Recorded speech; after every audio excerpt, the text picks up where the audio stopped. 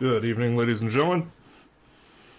I can't stream super long today, so I'm leaving out of town early tomorrow.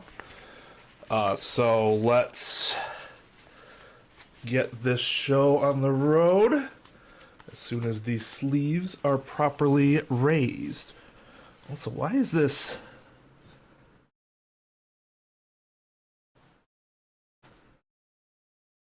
Definitely tell I've gained weight since the last time I wore this vest. Yeah. Oh, God.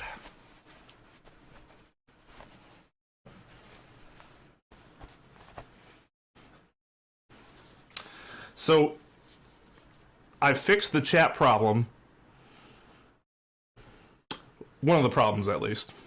It's showing up again. However, now the problem is that this current setup is too small for the chat. So it ends up getting cut off. At least it'll get cut off if we want to keep it at a size that will be readable. So I ask you all, does this seem too small for you? Is like the webcam too small? Should I increase the size of this sidebar? Like to push it, like it'd be out in further and then down a bit. Down isn't really a problem. I'm worried about pushing too far out, too far in though.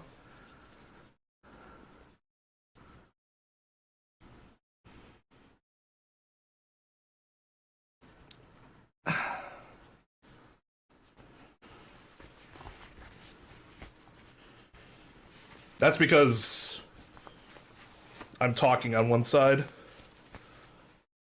It should be surrounded sound-ish.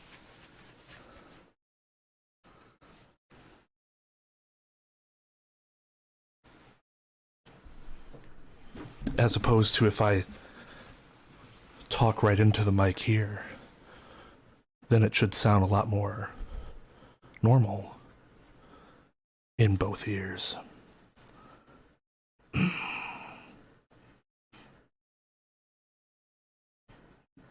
Still to the right. God.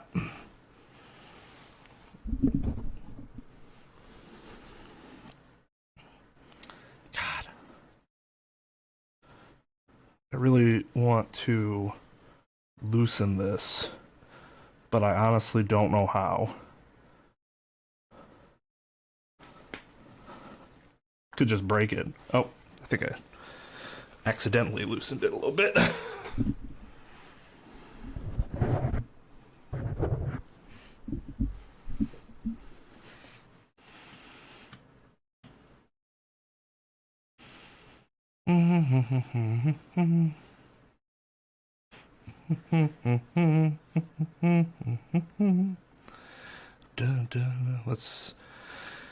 Let's take a look, see.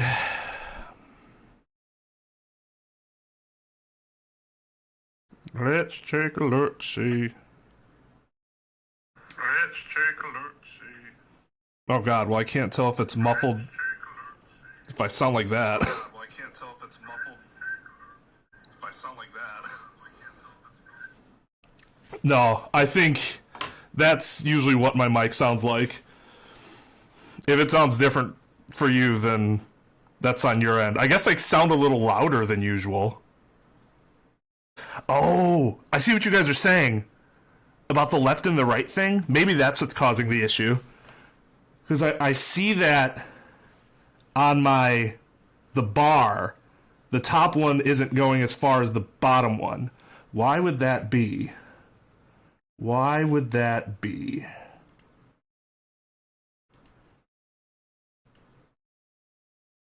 Why would that be happening?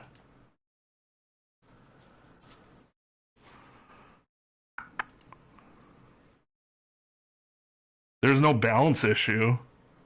Or at least I don't have it set. There shouldn't be a balance issue based on the settings.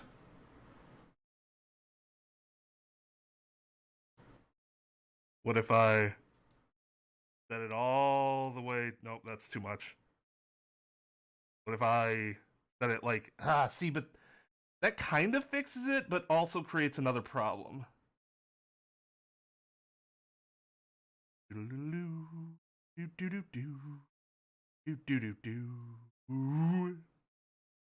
Now I have it like all the way to the left, but I shouldn't have to do that.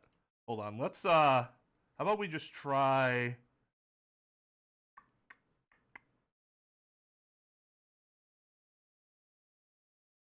Is it because of the? Yeah, let me try.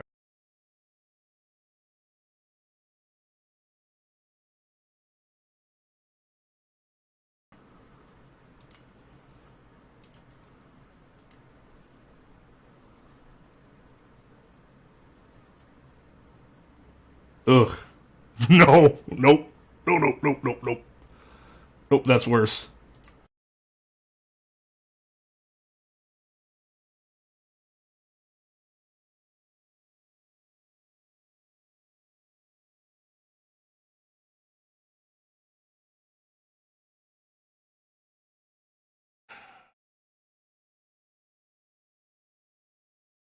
I want to get this audio.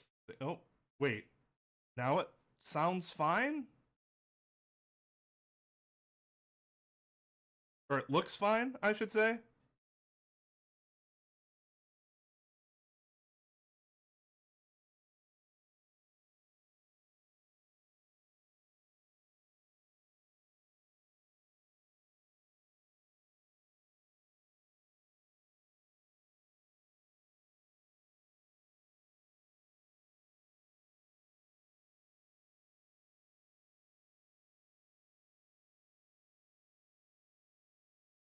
Buzzing echo. I don't like that. Wonder, here, let me have another thing I can try.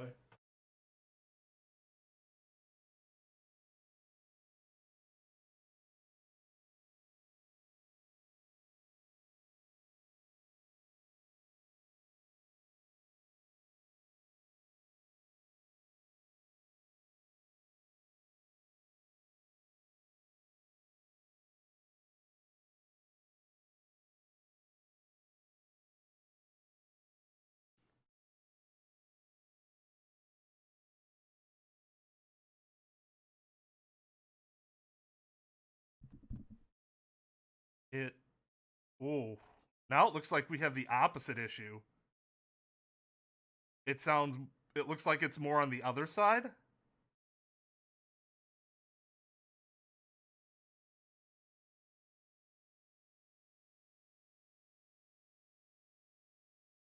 Left be vibing. Yeah, I can see the left problem. Hold on.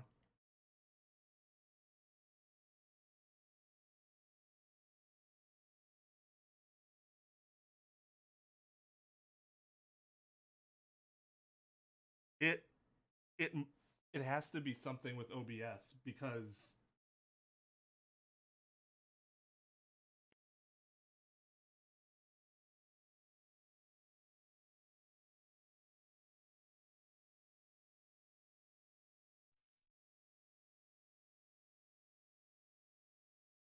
if it's a matter of simply like removing the source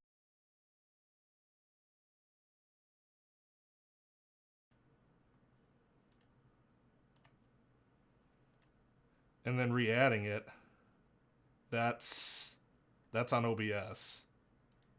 Because if it's an equipment problem, it would be more consistent whichever way.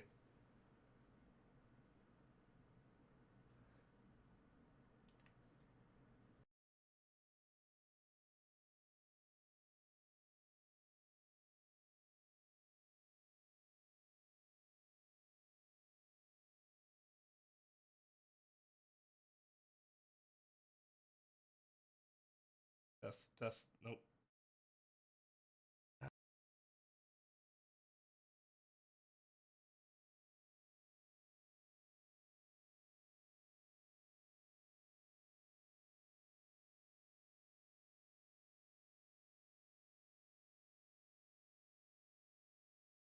Oh right. Of course it was on the left side because that's where I set it when I was fooling around with it. Okay. So I guess that's just what we will socialist mic. This is what happens when Maxim hacks in my mic.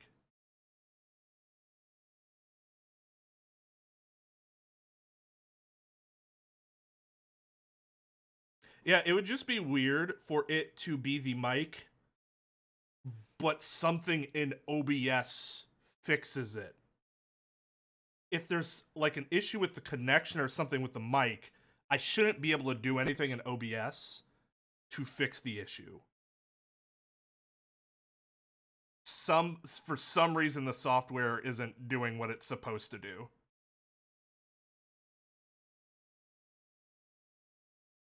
Yeah, I guess it really wasn't looking forward to Cords of Steel. Also, some of you might not unsee this, so sorry if I ruin this for you, but the Apollo I'm using right now is a GIF Apollo, and if that becomes really obnoxious, just let me know. I just didn't feel like getting another PNG.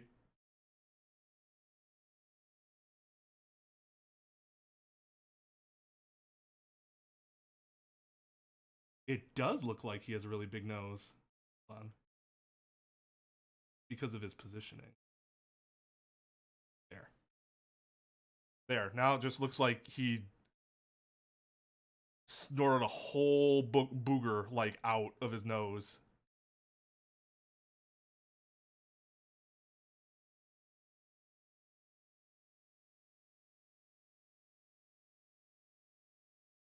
He is bad at staring contests. How fucking much he blinks.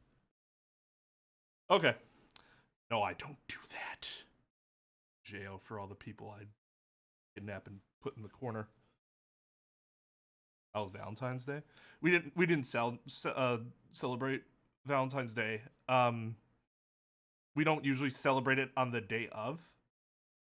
We will do it maybe like the weekend before or after, because it'll just be like a normal weekend then, usually. This time we did it after, since it was towards the beginning of the week. So we figured if people were going to do what we were going to do, they'd probably do it last weekend. So.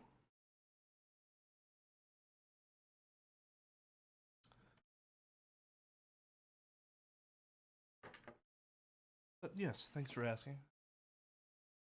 My wife was on call. She was like, yeah, we're not doing anything on Valentine's Day. Nope, that's generally our MO. She's like, all right, well, I gotta take call because my workers wants to switch with something or other.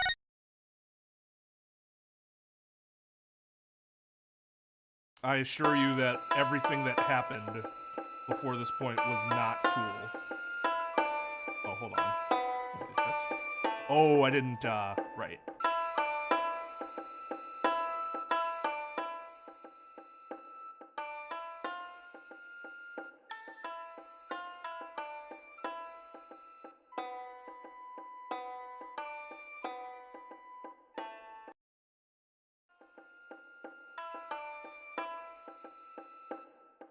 Okay, yeah, we have fucking Wednesday Addams here.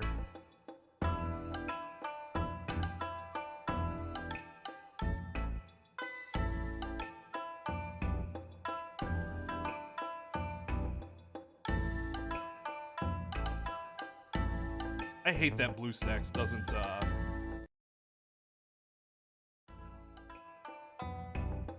save these settings, like the audio settings.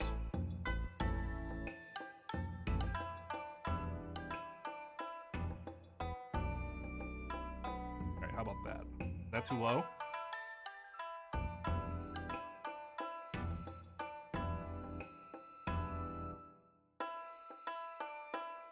Yo, what's up, Paizo?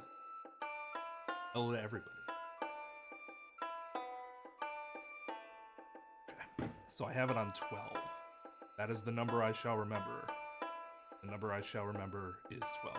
Also, somebody pointed out that it's a different font. That is correct! They had Varsity font, which is, as you might have noticed, my general font theme that I use in videos and stuff. So, I don't know. When we make it bigger, we'll see if it'll work. it might not work because it might be, like, the small caps might be too much of a problem, but we'll see. Alright, so we know about Ninetales Vale, apparently, already. I still can't examine.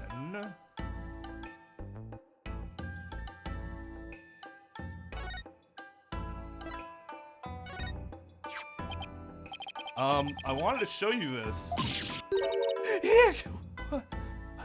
What is it? It's my attorney's badge, you see? I'm not a demon, I'm a lawyer. I get the joke! Really? You're a lawyer? Whew. Maybe now she'll stop calling me a demon. Does it protect you from Enmedio's judgments? Who's Enmedio? I read somewhere that he's the demon lord who punishes the dead for their sins. Uh-oh, I think now she thinks you're a demon lawyer from hell, Polly. Can I go back to just being a normal demon?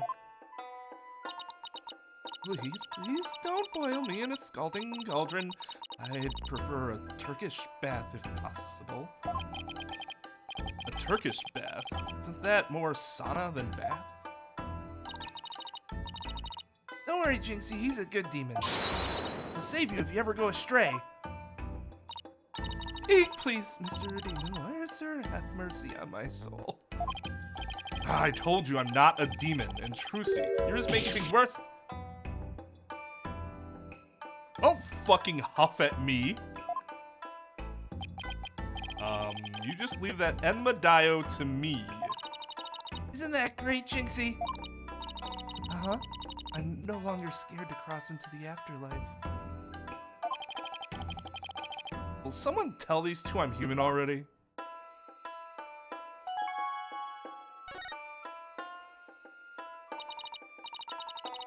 So, Jinxie, I heard this village is the epicenter of the monster craze. I'm sorry. I didn't put up my alerts or chatbot.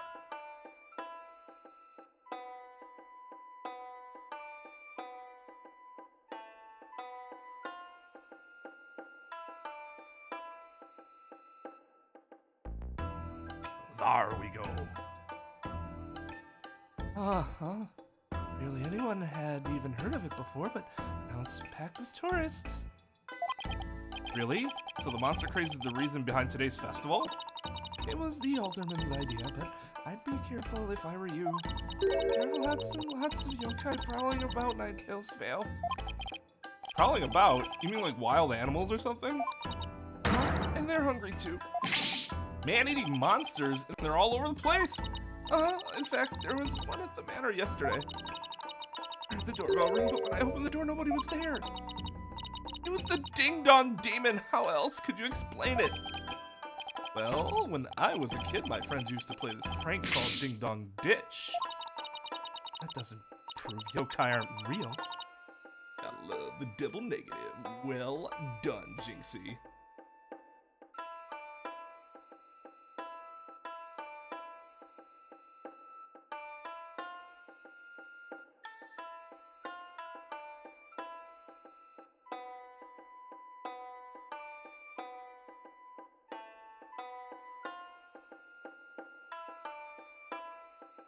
We've been live for offline.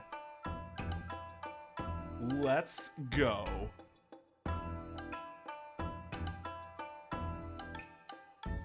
That still is broken, CJ.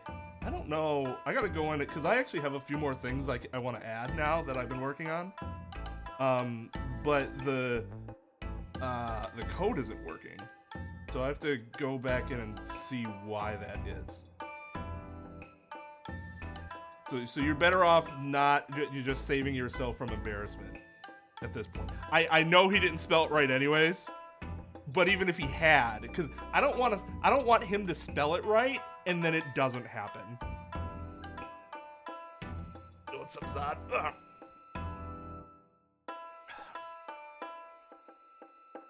Yeah, I put on like 10 pounds to get the best. Woo. There's even one here at the manor.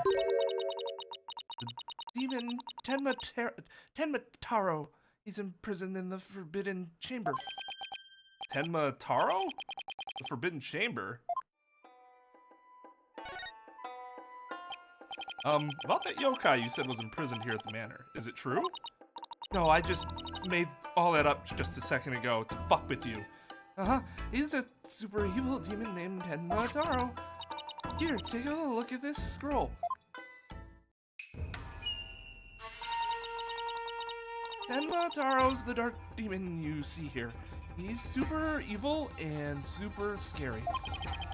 That's the yokai imprisoned in the Forbidden Chamber? He was defeated by the village guardian, the nine-tailed fox, and locked away forever. He fucking fire blasted his ass. So you're saying Tenma Taro is still trapped inside the Forbidden Chamber? She said that like 3 times already, Apollo. God fucking damn it. But he's just biding his time until he can escape. Still, we should be perfectly safe. Because there's a really powerful sealing charm on the door, keeping it shut tight. It's not like anybody would be stupid enough to remove that sealing charm or anything. What a charming security system. You can keep the scroll if you want. The alderman gave me this, but just holding it gives me the chills, so... Why are you working here? Thanks, Jinxie. Maybe I'll give this to Mr. Wright. Oh yeah, that's right. I wanted to give Apollo a slightly higher voice to distinguish him from Phoenix.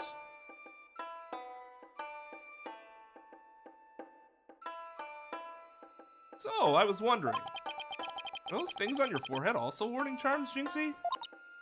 Yes, they're to prevent evil things from getting inside me.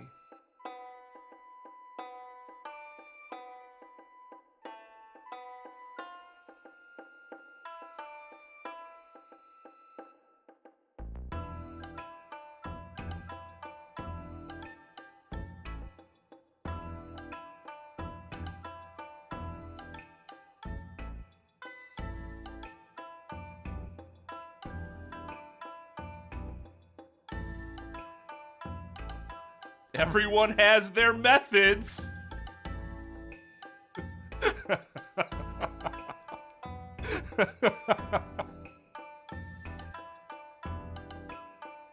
See, I think that's is that one syllable too long? Take a look at this ancient scroll. Every time I do, I feel so droll. Like that second line flows perfectly.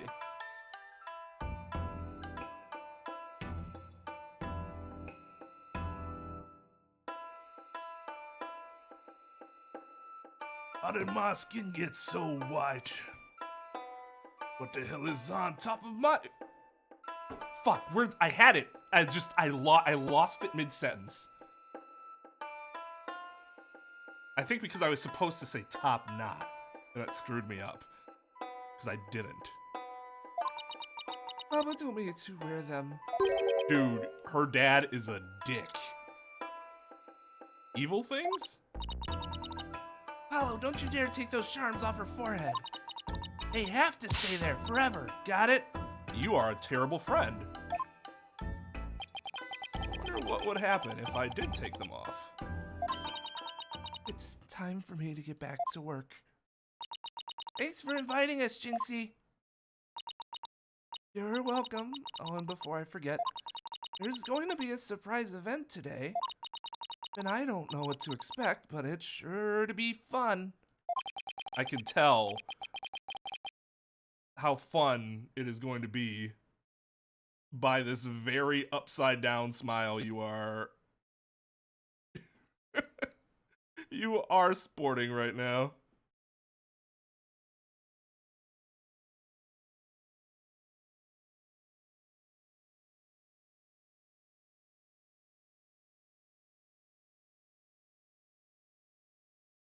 I don't know if that works, if auto deletes X mods or not.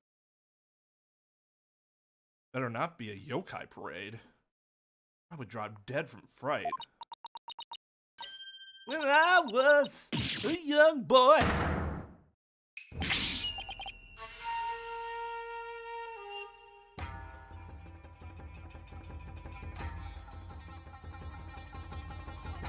Well, that escalated quickly. You fucking interrupted my rendition of the Yokai Festival. I was gonna tell you how he went down to the city to see the nine-tailed fox. Said, son, when you grow up, I'll give you an orange jumpsuit and then we'll dye your hair bright blonde.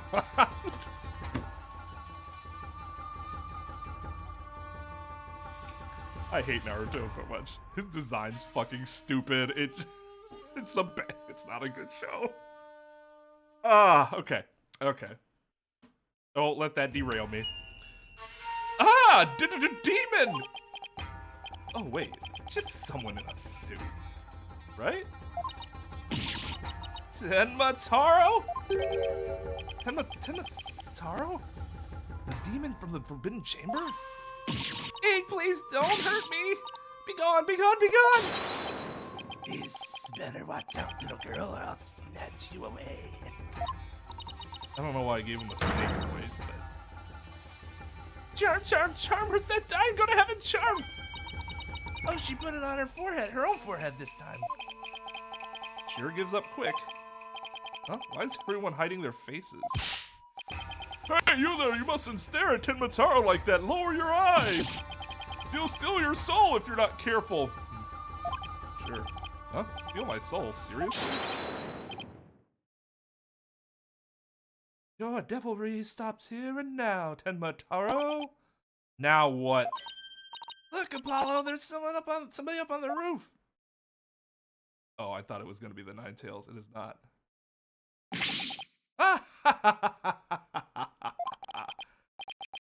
That booming laugh, could it be? Yeah, I see your 9 golden tails, alright. My 9 golden tails are proof of my unassailable righteousness. My band of 100 minions, I shall vanquish evil from the land. I am the wrestler of righteousness. I'm Hulk Hogan, brother! The Golden Lord of Yokai! The amazing Nine Tails is here! Fear not, good little boys and girls, for I shall defeat Tenmataro!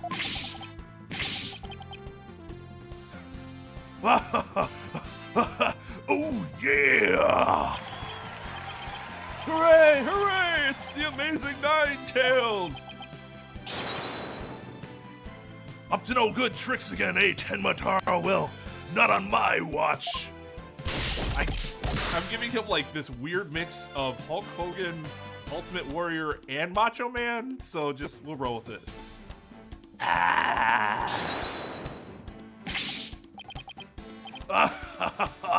There's nothing to fear now, my child. I have banished Tenmataro. You and your people can live now in peace. Thank you, Mr. Amazing Nine Tails, sir. Now I must be off. Another match and another foe to vanquish awaits. Ooh, yeah!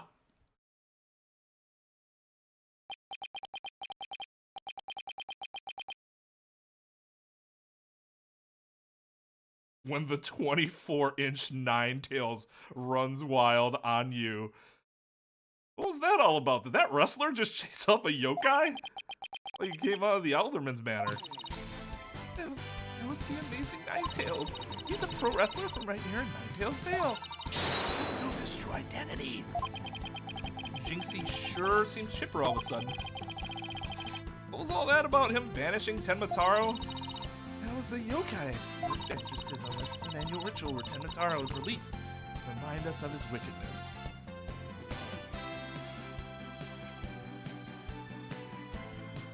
Okay, I know they're joking, but like, even just the idea of that is incredibly stupid.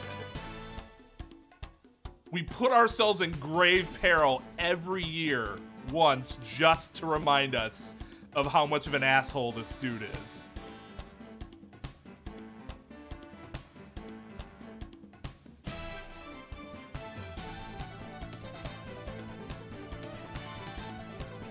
Oh, God. In the end, the Ninetail Fox drives Temitaro out and purifies their village. The amazing Ninetails did the honors this year. So that was the big surprise, huh? The amazing Ninetails and Temitaro, huh? Whatever floats their boat.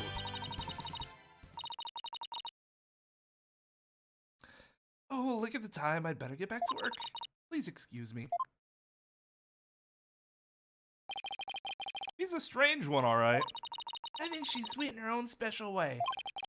In truth, she probably has lots of friends who are sweet in their own special way. Oh, we still have some time to kill. Might as well see the rest of Ninetail's Vale while we're here. Fun never stops, does it?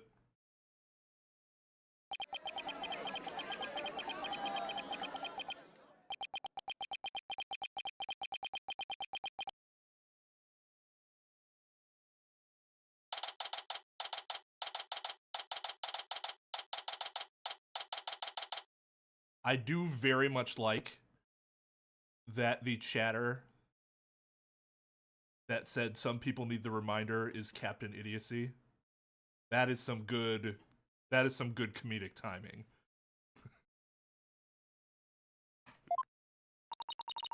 Comedic awareness.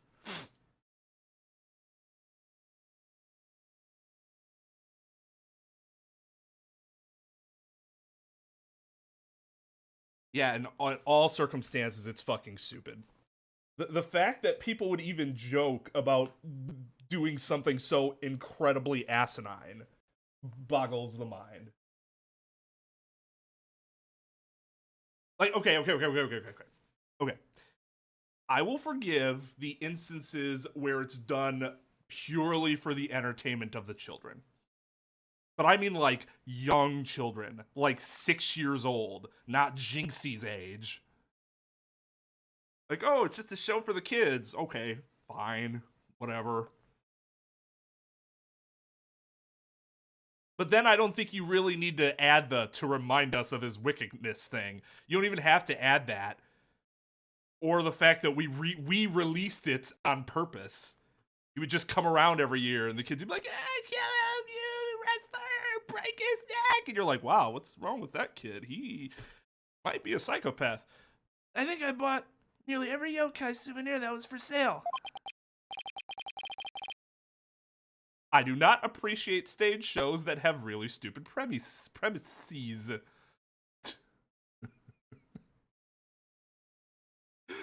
I actually watch a lot of stage acting.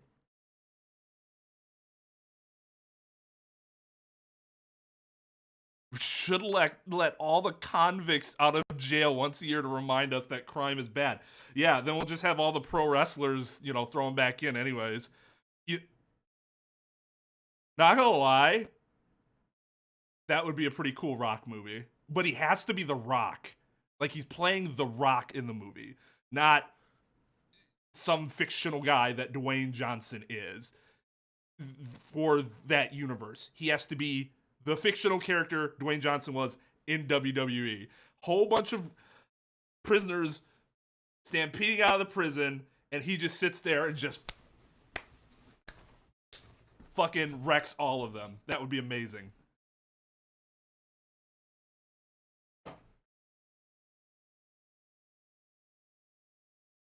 Yeah, at some point, if he's gonna just keep getting whooped every time, you gotta get tired of it, right? Well, Team Rocket never got tired of it, but I mean, I'm not sure how realistic that is.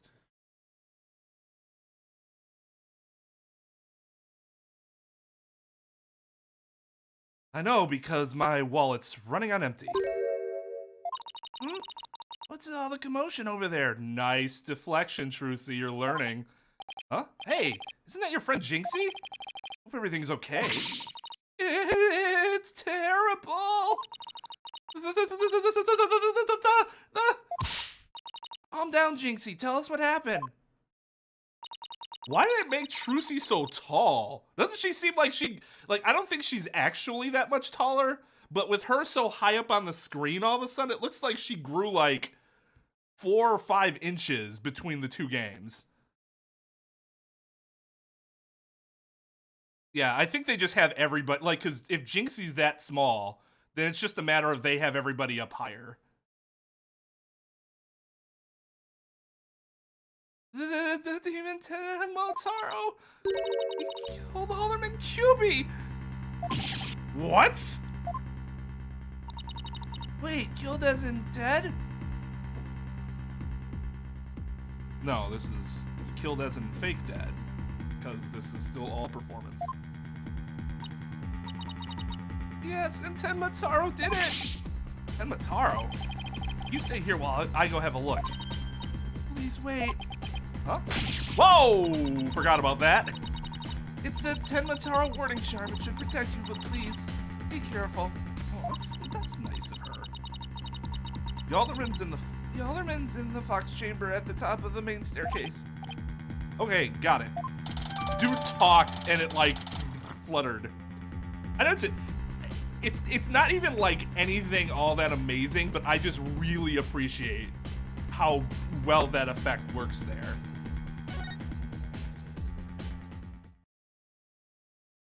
The body has been discovered!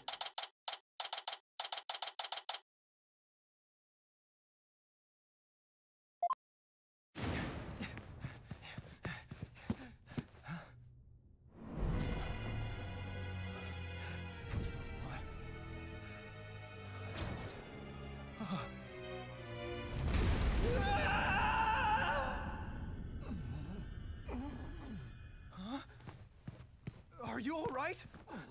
Who are you?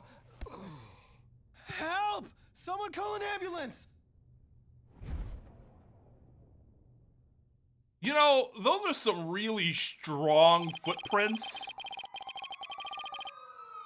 Given the way he killed that guy, like, it seems like the thing deliberately stepped in as much blood as it possibly could, dug its,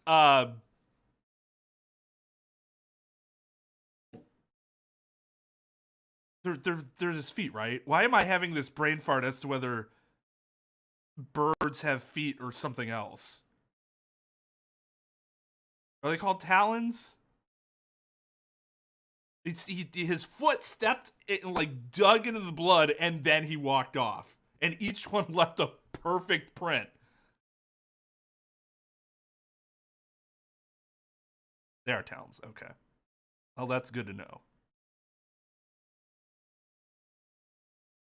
The police arrived soon after that, at which point I returned to the festival grounds. Apparently, the man impaled by the spear was already dead. Put that together when you entered the room and he was lifeless, with his eyes open. No breathing. But there was one other person there, and he was immediately rushed to the hospital. That was the alderman, right? That didn't die? Or is QB the alderman? Thank goodness the other man's gonna be fine. Sounds like he'd only been unconscious. Wait. Okay, so remind me, because I'm pretty sure normally I would remember this if I wasn't playing this game once a week. We saw that guy. Did we see him in the beginning with the cutscene and there was evilness and he was like,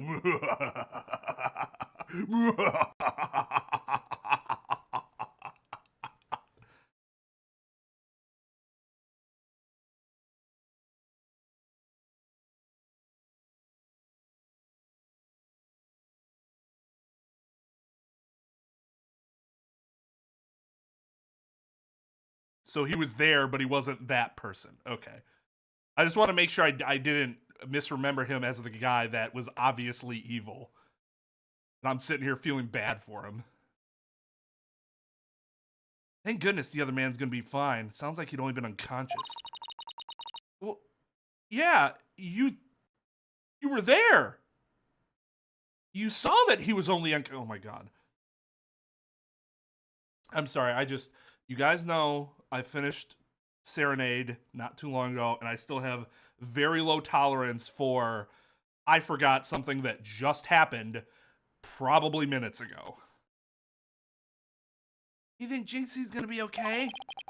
I'm sure she'll be back to her old self in no time. At least she's calm enough for the police to question her for now. I'd sure love to know what crazy animal left those feathers and tracks. Oh, look, here comes Jinxie. Hi, Trucy. I'm Mr. Demon Lawyer. Hey, feeling any better? I was wondering if you're up to filling us in on what happened. Yeah, looks like she's really up for talking right now.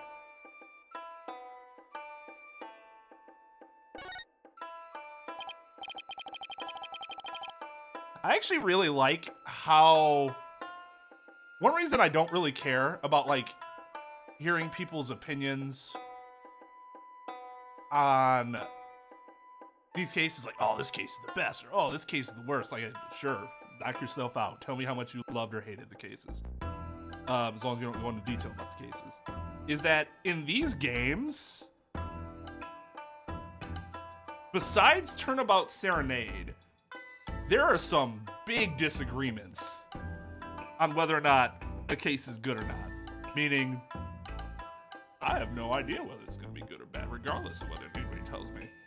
Where it seems like the first trilogy, there was more of a consensus on what was good and what was bad. Now, there might be varying degrees, like, within good and within bad. But generally, there's a, you know, most people will have similar opinions.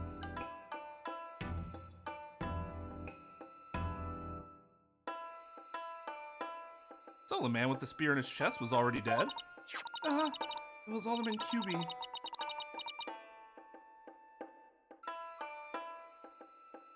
Okay.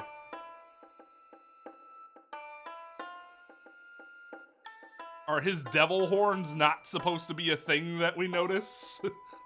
Jesus Christ. I guess they don't have to be. They could be like the Heihachi, whatever the fuck his name is in Tekken, where it's just like the hairstyle just kind of flares up like they'd be horns, but they're not really, you know. Yeah, Big Top and Serenade, everyone pretty much agrees is bad. There will be people that say they think one is worse than the other. Now they'll disagree on that, but generally speaking, most people will agree that those cases are bad.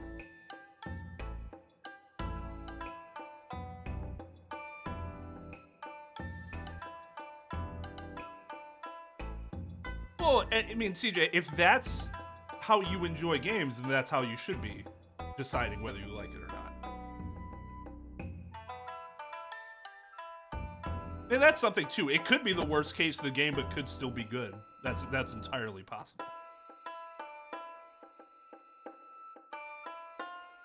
I guess what happens is that when game developers try to do something new, or I guess in Apollo Justice's case, it's very similar to the trilogy, but you introduce new characters and the focus kind of shifts. Those kind of changes are always going to cause divisiveness amongst people.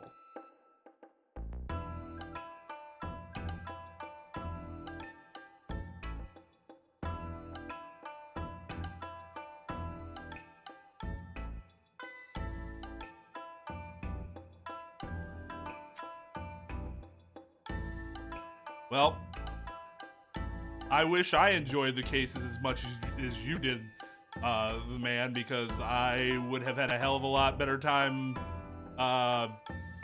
editing them than I did.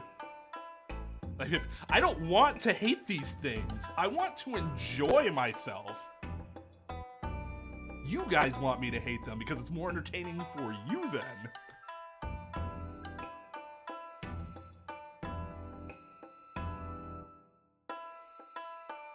I'd also be fine if somebody said like, I liked Big Top, or I liked Serenade, but I don't think you can tell me with a straight face that they are good cases. From an objective standpoint, they are bad, especially relative to the success of the other cases, what they've been able to do. It's like some people say, I just liked a lot of the characters in Big Top, so I liked it. Okay. I didn't, but that's, you know, That can vary. I understand that.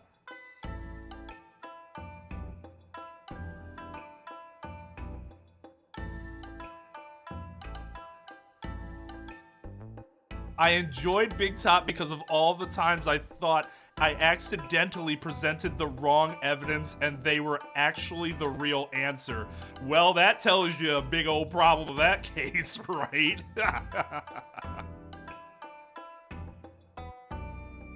Right, yeah, I'm in 5, 5-1, 5-2, 5-3, etc.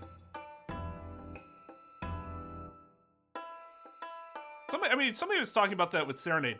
All these cases have very good potential. I will say that one of the only cases that I've found recently, at least I'd have to go back and look at them all, but recently, the only case I've come across where I'm like, this wasn't a bad case, but the premise here wasn't interesting, and I don't really get... I don't get why they felt they needed to be too conservative with it, especially when you're trying to introduce a new character and a new partnership, and that was 4-2. I don't think that case is bad. I generally like the characters. Emma's great in it. The stand and all that stuff was actually pretty cool. And where you learn like the fingerprints and the footprint thing. Which, do we even use the footprint thing here? That was all fun. But the walkie sucked, but whatever. But that case had the most, like, boring, who cares premise. At least Serenade and Big Top had interesting premises, but the execution was awful.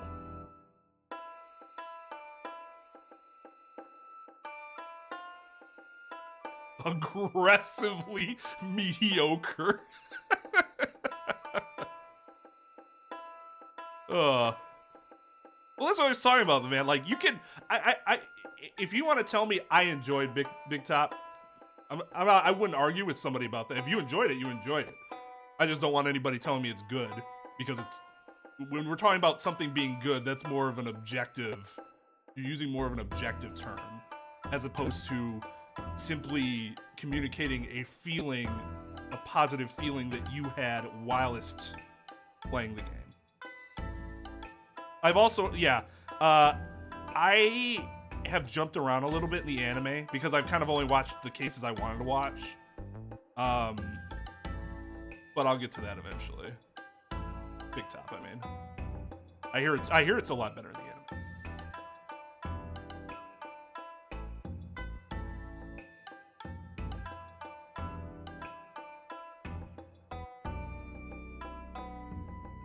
I don't even remember what AAI 1-3 was.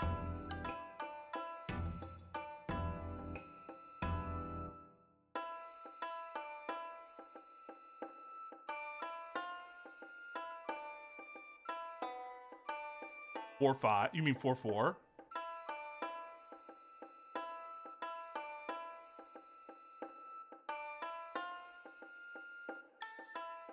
Oh, right. That case still had one of the biggest dick villain moves I've ever seen, though. So I do remember it fondly from that aspect, but yeah, I mean, generally, the rest of it was like, oh look, there's Phoenix and Maya. That was the most interesting part of that case, otherwise.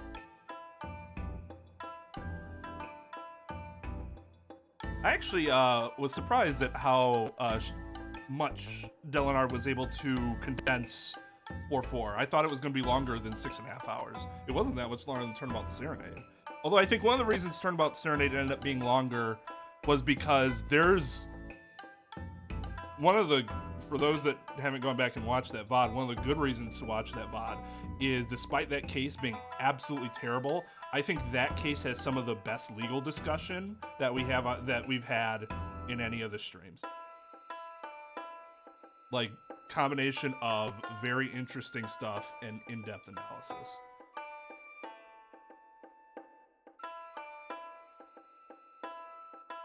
And related to the case, because sometimes we'll do that and it won't be related at all.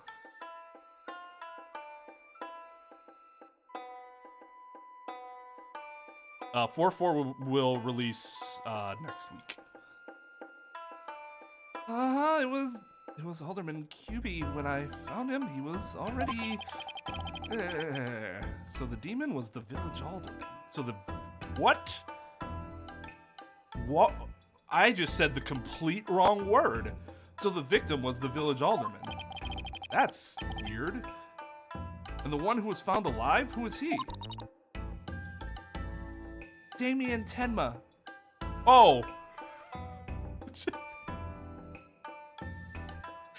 He shares a name with both the Tengu demon and the son of the devil. Great game. That's really subtle. He's the mayor of the neighboring city, Tenma Town. Oh, it's just like an evil town. Is this like a Shelbyville, Springfield thing where it's like the towns hate each other? Because that would be actually kind of funny. They arrested him. So, he's the killer? Ah! Nuh-uh. Papa didn't kill anyone. Oh, how we get people to release their secrets, am I right? It doesn't work if it's simply a re-up. That's always been the case, and that sucks. But thank you, JV, for the 31 months. I see you. Oh, never mind. Let's get it! Let's get it! Let's go! For some reason, maybe it originally was like that, and then they changed it. He's my dad, dumbass. He's my daddy. Papa? As in your father? I've always felt weird saying the word Papa, and I don't know why. There's nothing like bad about it, or gross, or whatever. It's just, you have those words that you say, and you're just like, I don't really like how that word feels coming out of my face hole. Like, I don't know what it is, it's just, you call your dad Papa, whatever, your grandfather, whatever. Like, my dad calls his would have been my great grandfather, died a long time ago, obviously, but he called his grandfather Papa, and like, I get it, but every time he says it, I like internally cringe ever so slightly, and I feel like such a dickhead because there's like no reason, but I can't help that. I just feel that way. That's right, Jinxie's dad is mayor of Tenma Town. No way. Yes, way, but he's innocent. It just got way more complicated. Chill out, what you looking for? Fuck, I don't remember the words to that song. That's probably not a bad thing. The victim was the alderman of Nine Tails Vale. Jinxie's father, the mayor of Tenma Town, was arrested for the crime. Sounds like we have some investigating to do. Why? This is actually, no, it's not as bad as Serenade. Serenade's a little different because you actually have the dude say his dying words to you. So yeah, I would feel a little more responsibility there, I suppose. But here, you just happen to be around the area. Nobody's hired you. What do you... You're not the prosecution. Apollo would be a great prosecutor, I think. I know this is difficult, Jinxie, but you need to hang in there. I know, I'll try my best. Do you mind telling me a little more about the victim? Like, he legitimately seems more interested in investigation than Phoenix does. Phoenix always seemed kind of like, here we go again, got pushed into something else or whatever. Not that to that extent, but like, Apollo's like, let's go investigate even though we have no relation to this. Well, somebody needs to make money for that firm, otherwise I don't know how it stays afloat. Apollo at least, like, mentions having to make money at some point.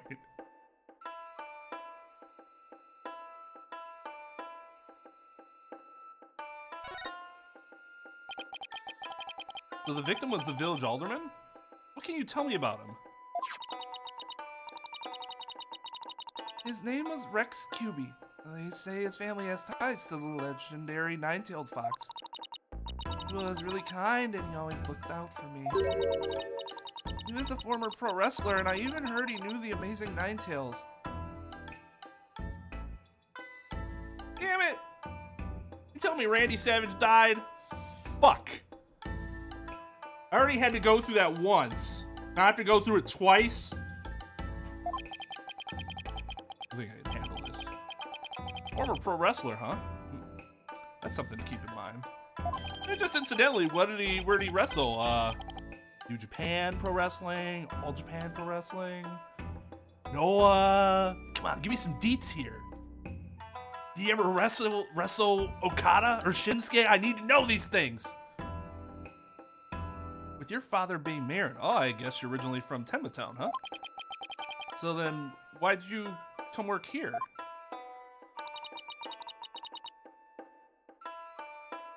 He is like Heihachi and King in one. That's a good call.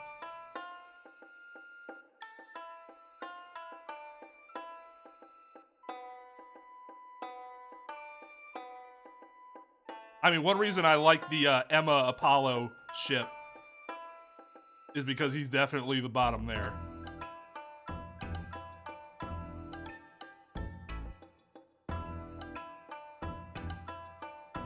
It was to overcome your fears, right, Jinxie?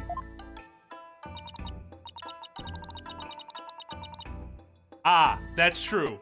It wouldn't be Japan, and it wouldn't be WWE either, because it's Japanifornia, so that we have to create some hybrid. Uh-huh, plus Mama was from Ninetails Vale, though she's no longer with us.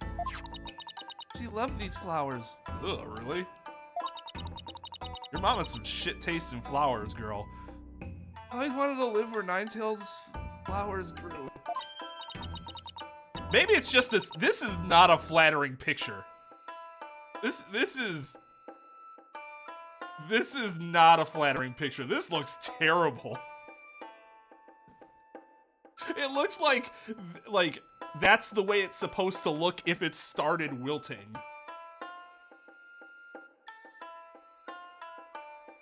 I have never seen a lily look this bad. As you should, Lux. As you should. They had to break the stem to fit it in the frame.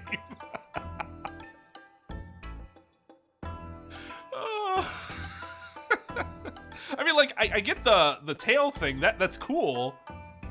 But, like, the problem is that it's not just this, right? It's all of this and that'll just looks like just a fucking limp-ass flower.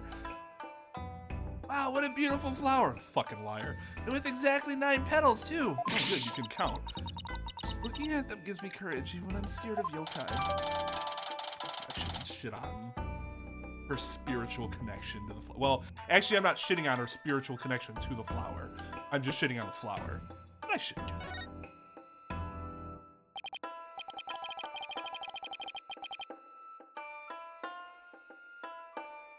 No, I don't think it's the resolution. I think it's like legit the design that I just see it and I'm like, ugh, this is not impressive.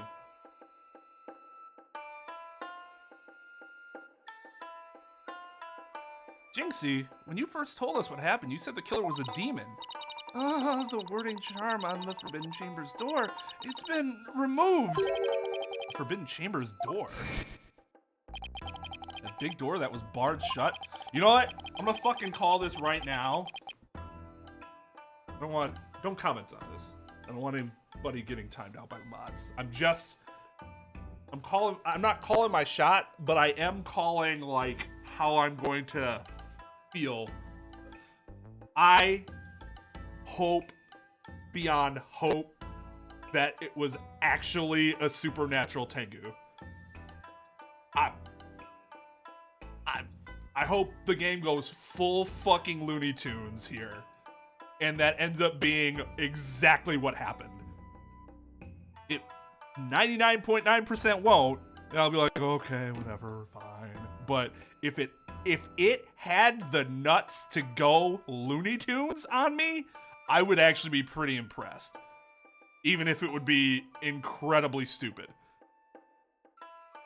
There wasn't a charm on it when I checked it out, so I guess it was removed by someone.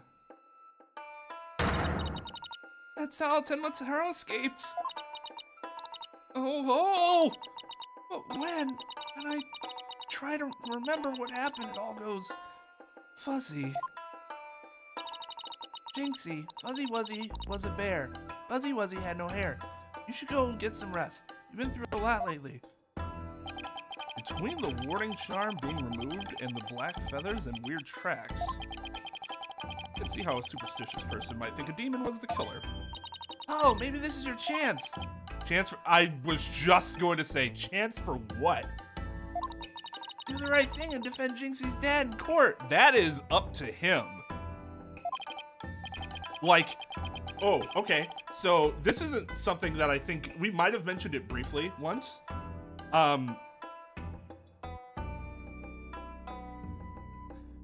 Solicitation in the United States. You cannot, as an attorney, go solicit someone directly. That is against our rules. So, like, Apollo would not be allowed to go down to the detention center and say, "Let me represent you." Because that would be a direct solicitation.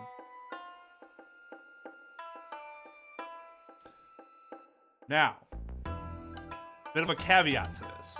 There are ways to get around that, but you have to basically want to come off as, oh, this was sort of a coincidence. Personal injury lawyers will do this a lot. So what'll happen is that they'll somehow just know that you've been in a car accident recently. Whether it's because they're like checking police reports, or they got somebody from insurance feeding them information, whatever. They'll just happen to know. And then you'll just happen to get a letter regarding personal injury representation that just happened to coincide with your injury. They generally get away with that.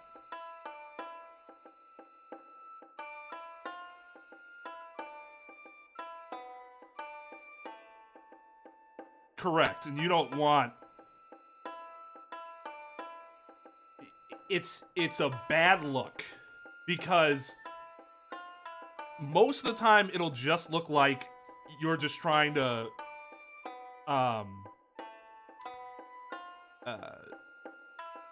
capitalize on a money-making opportunity, as opposed to wanting to do it out of, like, the goodness of your heart. Or, like, because I genuinely want to help you.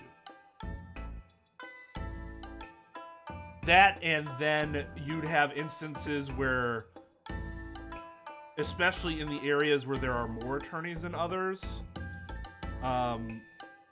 you could just end up getting inundated with contact about it. Like they were a fucking debt collection agency or something like that.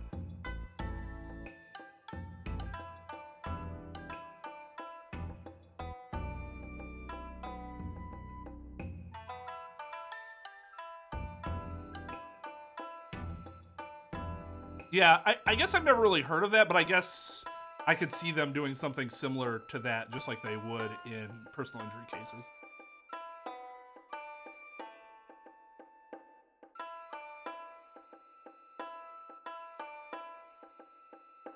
Like targeted ads. Yeah, there you go. Didn't Phoenix has done it? Apollo did it as well, didn't he? Maki asked him specifically. Phoenix hired Kristoff's firm to represent him. Waki's girlfriend asked Apollo to represent Waki. Which, that's a bit of a gray area because, like, you're specifically being asked to talk to somebody. You were asked first. It's not like you went to go do it. So that's a gray area, but that's something where it might be considered okay. And then what happened in the last case? Did he beg Vera? I don't remember if he asked Vera or what.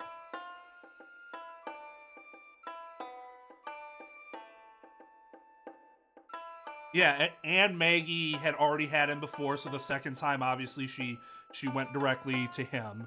No, it wasn't him. It was an orange dude.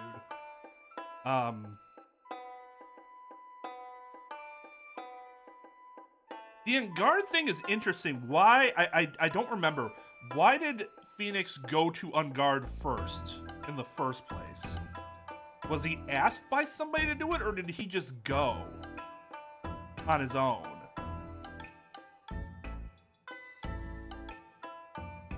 Oh, right. The killer called him. Okay, that's a really interesting situation. I have no idea how that would be viewed. That's because like, there's even there's an element of duress there, right?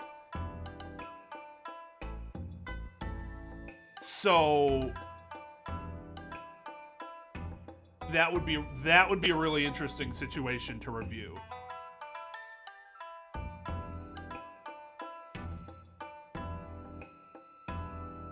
Because normally, as we've talked about before, duress is not an excuse for committing a crime. It can mitigate the punishment, but it cannot absolve you of the crime.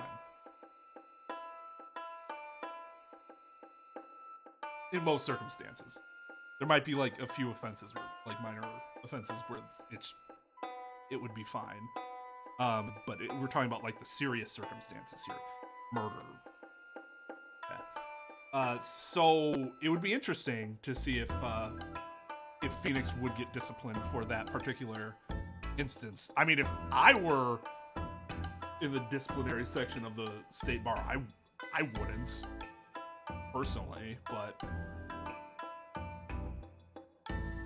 who, me? Wouldn't a man like Mayor Tenma have access to more experienced lawyers? Dude, Apollo, you've won 4 cases in a year. Apparently there are some defense attorneys that don't get that in a decade. You wanna know what the detective said?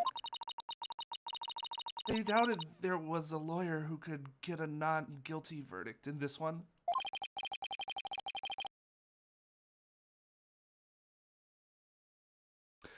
If you look at the case in 4-1 and 4-2, if you are simply looking at the facts, they don't see that.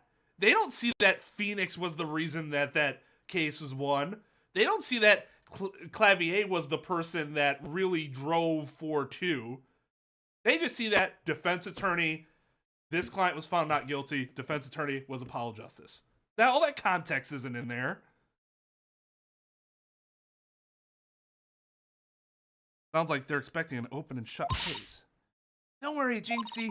Anyone can prove your dad's innocence, it's Polly. What? You'll accept the case, won't you, Polly? Oh, it's all over, isn't it? I'll be all alone for the rest of my life. Oh, right. Jinxie already lost her mother. Forgot about that little tidbit. All right. Jinxie, leave your father's defense to me. He still has to agree to it. Attaboy, Polly. It'd be really funny if he got down there and he's like, no. You're like, oh. Fuck. Oh, wasn't it Ryunosuke who, like, begged a few people? I swear I remember there being at least one attorney that did it several times.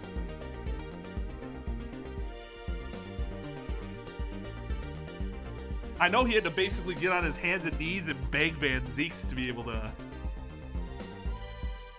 do that case.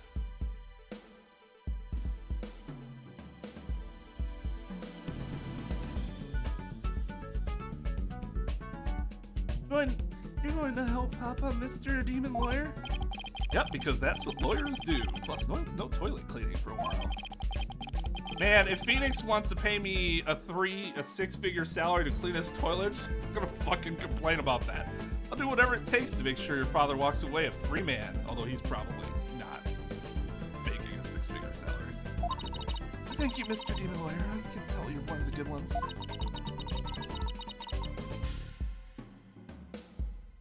Red demons are usually so mean. But Oni? It's been a while, but I'll be fine. Ready or not, here comes justice.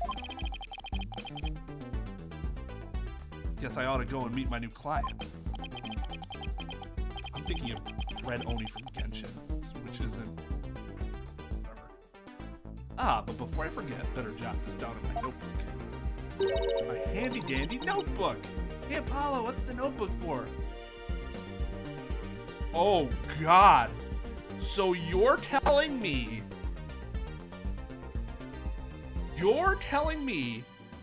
that the entirety of Apollo Justice occurred without Apollo ever using a notebook to detail what he saw, what people that he talked to said, his own thoughts.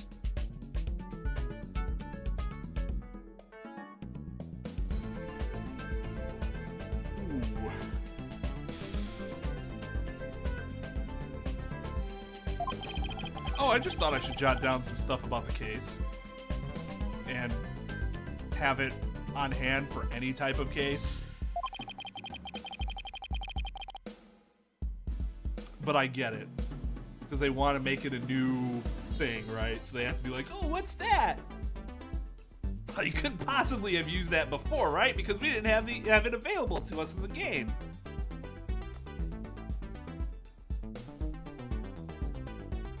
Phoenix used a notebook in my headcanon. There isn't anyone saying he didn't have a notebook.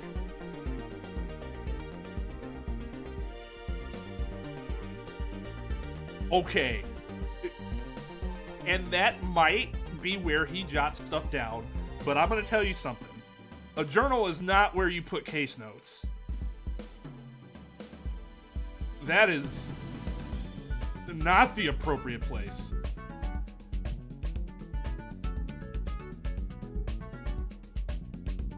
Working for Phoenix has melted his brain. And so I don't misplace them, I'm putting my notes in the court record. I guess it's what you would call a to-do list. Oh, sounds handy. So, I think this would have been really helpful in Apollo Justice, because one of my complaints about that game is that too often it wasn't really clear on what we were supposed to do, because stuff would just kind of end abruptly without a natural segue into we should be going here next, compared to prior games. Read my notes, I just open the court record, tap bottom tab to switch to my notes. Oh, I almost forgot. So about Jinxie's father. No matter how scary he seems, promise me you'll resist the urge to run away. Wait, what? His angry glare can paralyze you with fear. And some claim he can even shoot laser beams from his eyes. Well, maybe Pop isn't really that scary. Paralyzing stare. Laser beams from his eyes. Sounds like some kind of bucket. I think it's about time I see Jinxie off. I'll head back to the office after I'm done. Okay, thanks.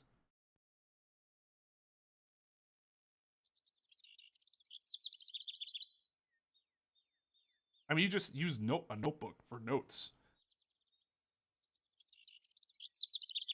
Or you use Microsoft Word for notes. But you would never call that a journal.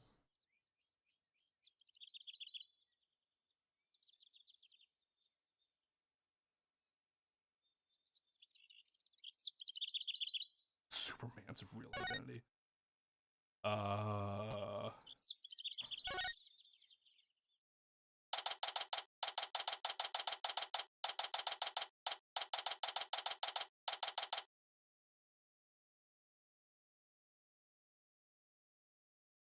they needed you to make sure that you knew that Apollo was walking upright as opposed to crawling everywhere on all fours. Ah, visiting hours. Perfect timing. Visiting hours is a huge window. What the fuck are you talking about? Perfect timing in this 10-hour window of availability. Hope he's not as scary as he sounds.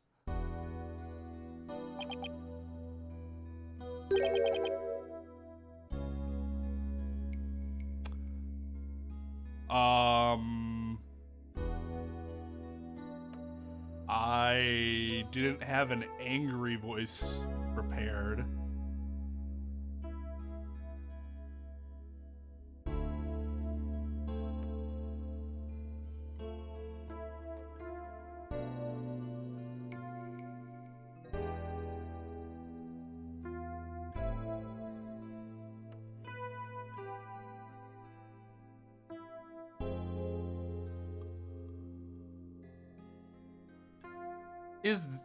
Is this the guy that you said I should give the Arnold voice to in this game? Because I keep being told, oh, there's gonna be somebody perfect for your Arnold voice. And last time I was Iris, and I'm like, no.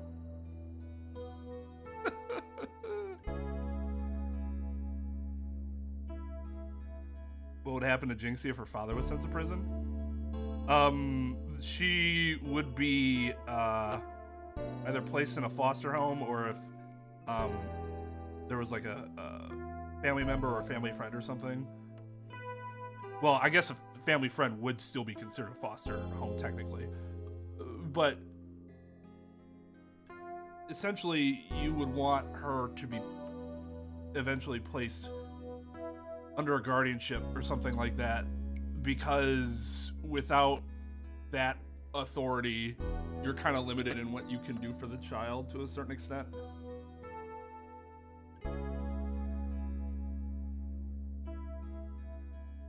All right, later, Ada. Have a good one. Batman, like Christian Bale Batman? Who are you? Yikes. So you're Damien Tenma, right?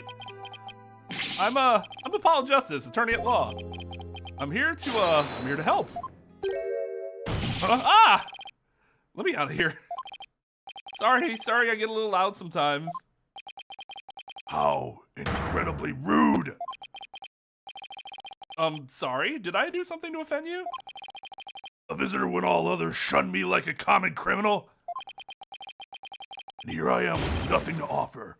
I'm the epitome of rude. Wait, so he wasn't mad at me? He's mad at himself. Where is Jinxie? Where is she?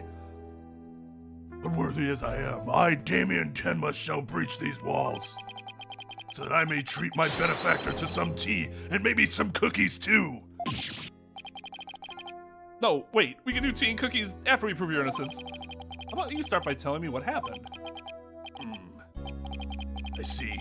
So tea and cookies can wait, can they? Well, that was close. We don't need jailbreak added to that list of charges. Seems like a good guy, but with a face like that, I can see why he's misunderstood.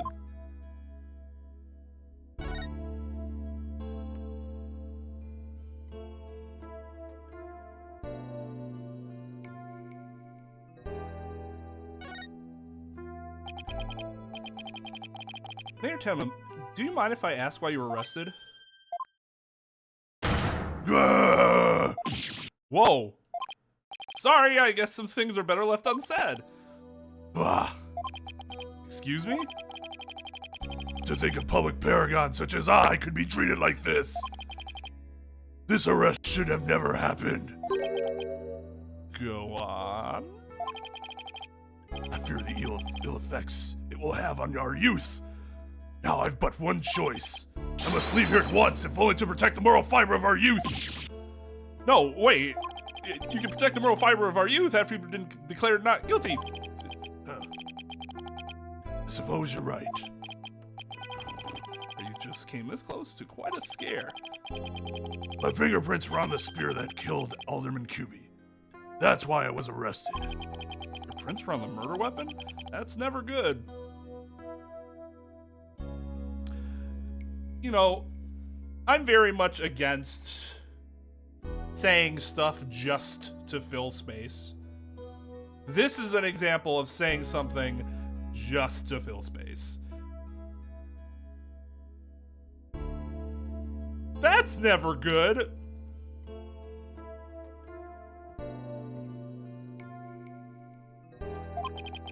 Any idea how they got there? Now, I've done it before. I have done something like that before, where I've said something that was like clearly stupid, like no duh sort of situation. The thing is that you're aware of it as it's coming out of your mouth. At the very least, you can just kind of trail right into your next sentence, so that nobody lingers on that ridiculous statement you just made.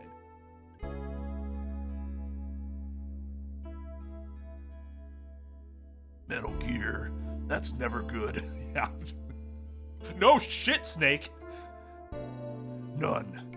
I hardly remember a thing, you see. You did get whacked over the head. I was fast asleep at the time. Someone must have slipped me a sleeping pill or something.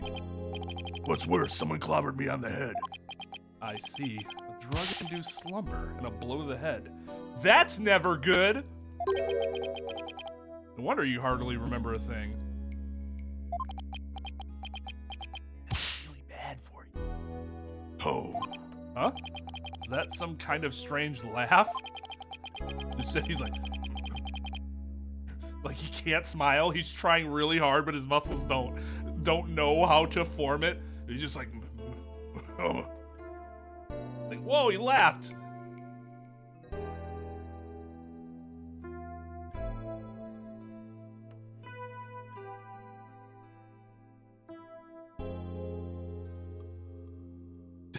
That's no good. Well, I think we can safely assume your prints were planted while you were unconscious. I mean, I have to safely assume that. Otherwise, I would have to believe that you're guilty. What do the police have on you as far as motive is concerned? Truth be told, there's been a bit of trouble between the alderman and I as of late. Oh, was it personal nature? No, nothing like that. It's a long story. But suffice to say, I've been pushing to merge Ninetails Vale with Tenma Town. Surrender Ninetails Vale to Tenma Town now! Yikes! That's what I told him. I'd like to tell you to stop shouting like that, but I'm too scared. So, that's the motive the police have established for the Alderman's murder? Indeed it is. After all, Alderman Cuby was dead set against a municipal merger. And that got me talking like this, sir. And that's why they think you killed him. He was in your way. In your way, sir.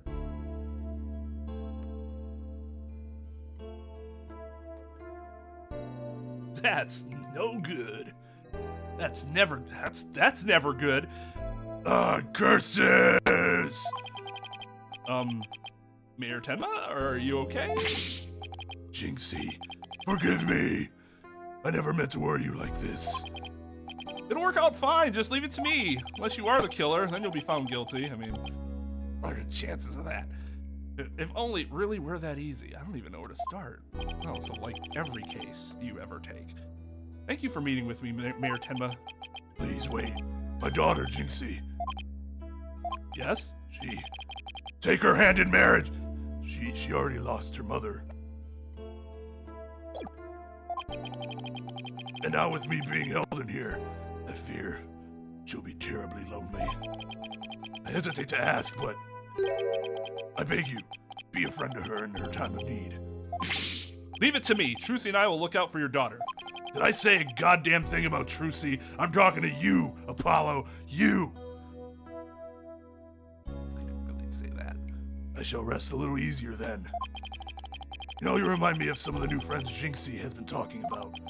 New friends? Yes, it seems she's made some new friends since she started working at Ninetails Vale. They're quite the unusual bunch, too. There's a lady with an exceptionally long neck, a young lad with an incredibly long tongue, and many other interesting characters. Friends sounds more like a bunch of monsters to me.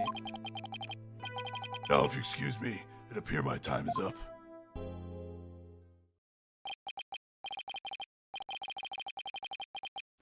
Ooh, why am I so tired? I must have been more tense than I thought. Dude was clenched that whole time. Still, I'm glad he didn't turn out to be as scary as he looks. Call? Oh, it's Mr. Wright. Justice here.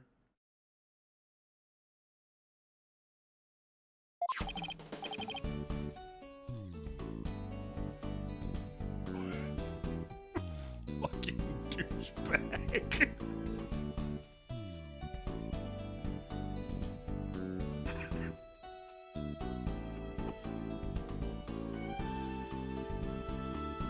Jesus fucking, are you kidding me?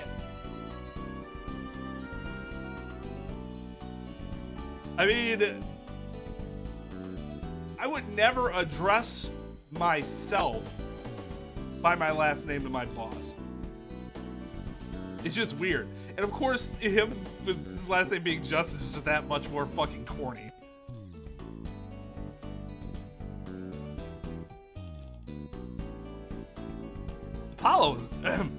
Apollo, is that you? Hi, Mr. Wright. What can I do for you? Trucy told me you've taken on a new case. Oh, that. It was kind of spur of the moment. Actually calling me about a case? That's fine, but I have a favor to ask. Sure, what is it? I'm at the airport right now. There's someone I had to meet. New addition to the agency, actually. Her name's Athena Sykes. She just passed the bar. That's right, I remember hearing about her coming to join us. Guess that was today. You took off as soon as I told her you needed help with the case. It was like there was no stopping her. Wait, what? Where is she now? Probably somewhere in Ninetales Vale by now. That's where that favor I mentioned comes in. I need you to go find her. I've never even met her before. What does she look like? Be the girl in the yellow suit sporting an attorney's badge. Oh, okay, so she'll look completely awful. I'll go find her. Yellow suit with a gold attorney's badge. New addition to the agency. Well, I'd better get back to Ninetales Vale quick.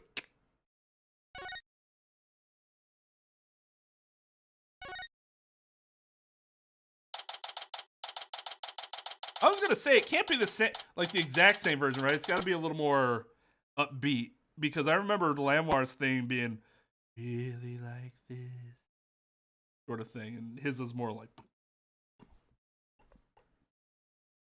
Dude has that ringtone and doesn't even know. He still doesn't even know. What a coincidence! I already told you. I'm a lawyer assigned to the case. I need to study the crime scene. So if you would please tell me where QB Manor is. Yeah, you can't fool me. You're just some delinquent high school student playing hooky. You stupid pig-headed! This attorney's badge isn't just for show, you know. Looks like I just found Miss Athena Sykes. Why won't you believe me? Don't expect me to defend you in court if you ever get arrested. Well, I'm the one who usually does the arresting, so.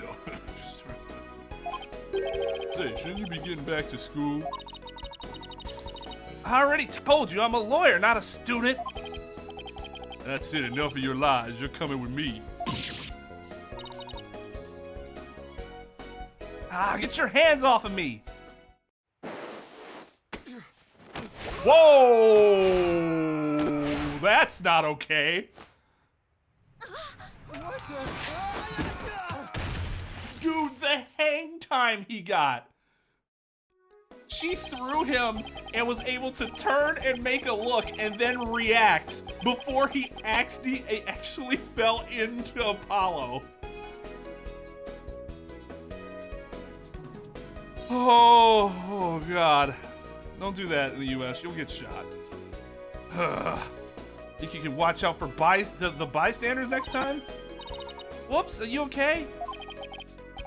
I think so, but that police officer's out cold. I am so sorry. I do that when people suddenly grab me. It's like a reflex or something.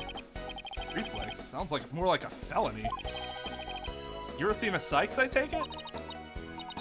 That would be me, and you are? Would she be able to plead self-defense? Not successfully.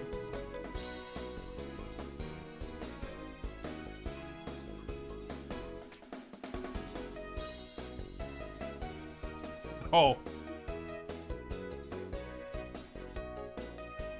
Oh, right, because V3 came out way after this did, right?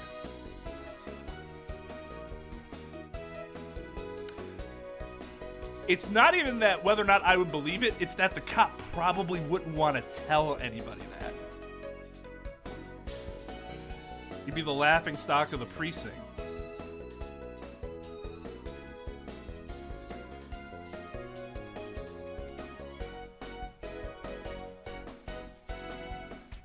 That would be me, and you are? I'm Apollo Justice. I work at the Wright We're coworkers. The Right Why can't I say that? The Right Anything Agency? What a efficient sounding name.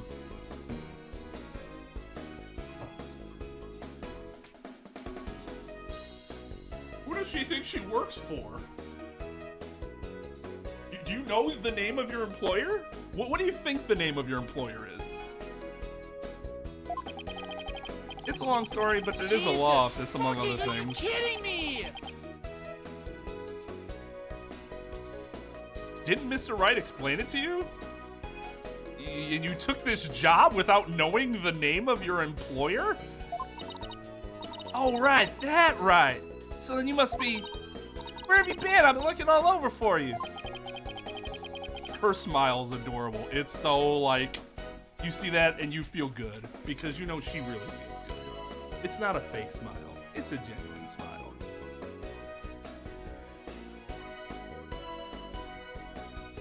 Yeah, that is true. They did carry that into Grade Ace Attorney. I could say the same thing to you. Well, here I am. Now, how about telling me a little bit about yourself? Mr. Wright didn't really tell me much, as always. Ah, of course. Feel free to ask away. Did you know that we had the same colored tie? So, Athena, I hear you just passed the bar. That's right. And here's my shiny new badge to prove it. Isn't it beautiful? God, badges are so much cooler than bar cards. I really done a 180 on that. Oh, so you must be a bit younger than me. A bit more than you might think, in fact. I'm only 18. 18? How in the world did you become a lawyer at that age? Apollo, you became a lawyer at like 21. Shut the fuck up.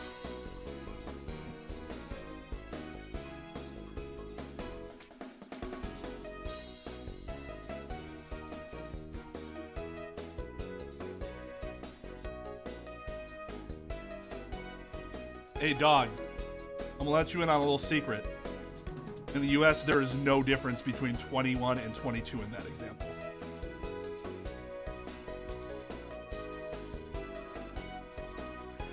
Like I ranted about in the, I don't remember if it was the last stream or stream before that.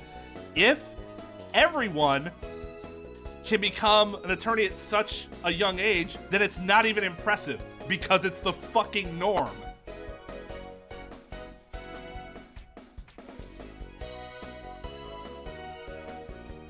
Yeah, hers is a little darker than Apollo's. But they're both light blue. And like, so the problem I have with this is that like when Francisca came in and you heard that she had gotten her attorney badge so early, it was great because it set up two things.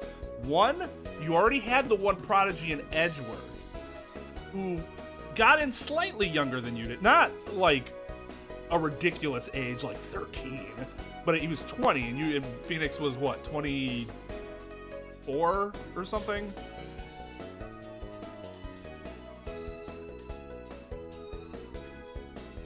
And so Francisca comes in not just to be like, oh, she's full of herself, but specifically to set up the whole I want to be better than Miles situation. There was a reason for it. And it was immediately impactful. Just doing it, there might be a narrative reason for it. And we'll keep playing the game and we'll see. I'll reserve judgment, except for there is no immediate impact to her being younger here, other than to make Apollo feel old, which it doesn't really do anything because Apollo's still young. So at least insofar as making an immediate impact, making her young did nothing for the narrative.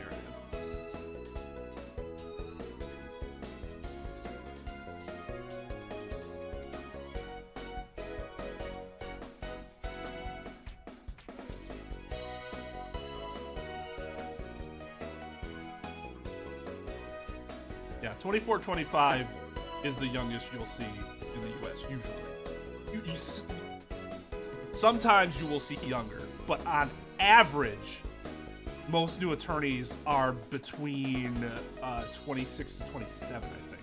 Because you have your 4 years of college, takes you to 22, and 3 years of law school, 25, and then however long you have to wait to take your bar exam and pass it. It doesn't happen like right after law school. They have like the interval because you have to be able to study for it and shit. So then it depends on how quickly you pass your bar, and then when your birthday is. It might be 26, might be 25. Also now in the United States, 5 years of undergraduate for your undergraduate is becoming significantly more common. That's what I did. I did 5 years. I didn't do 4 years. So that was done for mental health reasons, to keep the load lighter. So 5 years, 23 plus 3 years, 26 plus then whatever additional time. She almost doubled him up.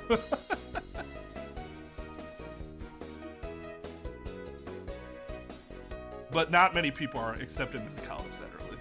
That's a very small amount of people, and an even smaller amount of people then become lawyers at the age of 20 and 21. That's why it's a big deal, because it's so rare. Here we know like 4 people that have done it.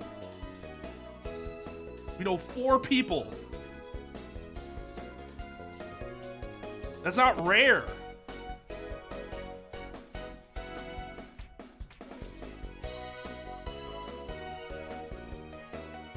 And it just, like I said, is it a big deal? No, but like, I'm just pointing out that making her this young doesn't really add anything to the narrative. At this point, it seems completely unnecessary. I hope there is like something that plays in the narrative somehow down the line. But like I said, it really pales in comparison to what they did for Francisco.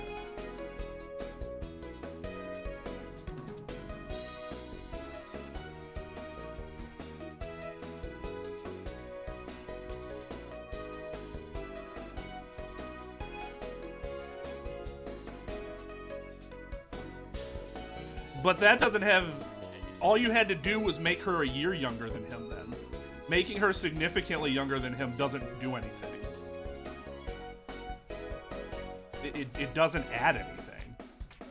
It's like doing it just to add a quirk to the character, except the quirk doesn't actually do anything.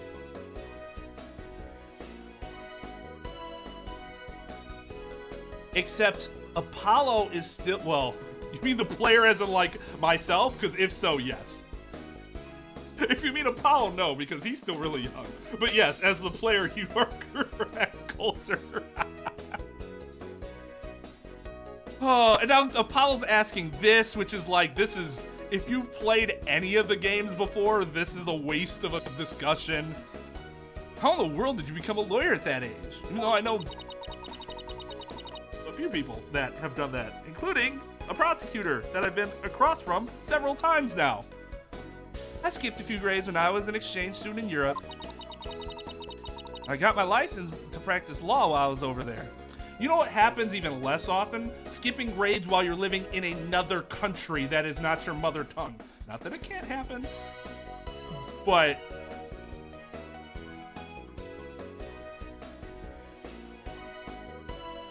and apparently Europe is just where they let all the children practice law, which is not true. Actually, did she say Europe? I don't think she might not have said. I might be thinking of Francisco. But that is not how things work in Europe. Most of Europe. There's some countries where I don't really know what their system is like. But all I can say is, wow, she must be a genius or something. Apollo is 20.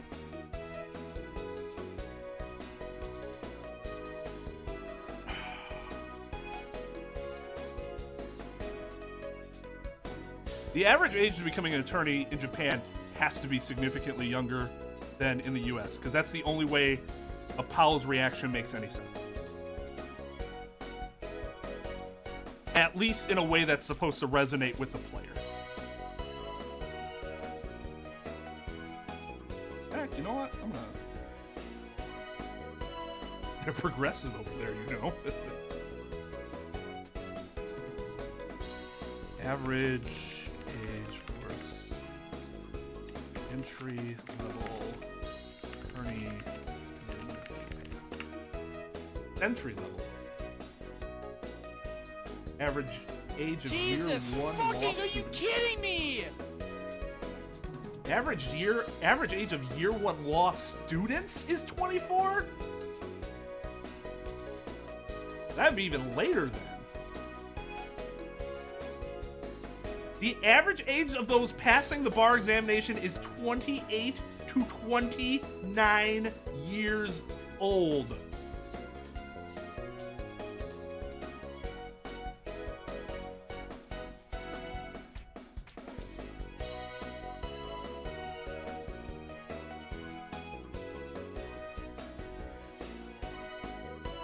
Apollo is a genius.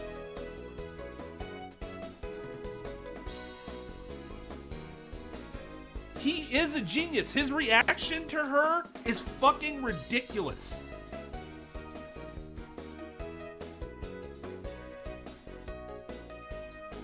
He became a lawyer 7 years earlier than average in Japan.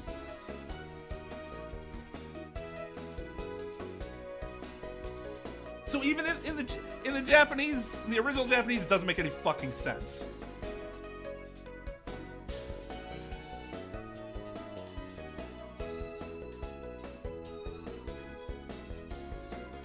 Yeah, and then there was an attorney in Europe, or in the United States, that became one at like 16. It happens, but it's not, it's actually rare. Unlike in these games, where it is a common occurrence, and yet we still trip over ourselves every time it happens. Oh my god, even though I did it myself!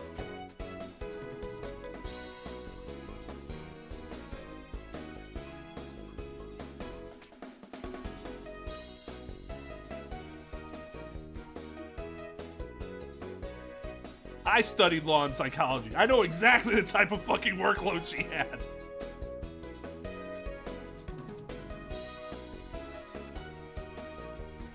No, because nobody would entrust their felony cases, their felony murder cases, to somebody that can't even drink legally yet. That might sound like it's a very superficial, like, evaluation, but I guarantee you it's true. That's why I said, like, we're told it's encouraged in our profession to let our hair gray, because the more you gray, there's a correlation between your salary increasing and your business increasing and the amount of grays in your hair, because people simply trust you more to take on their more high value cases.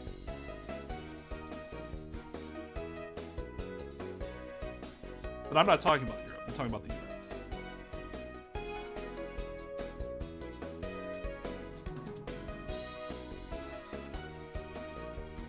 But yeah, it's just this is annoying.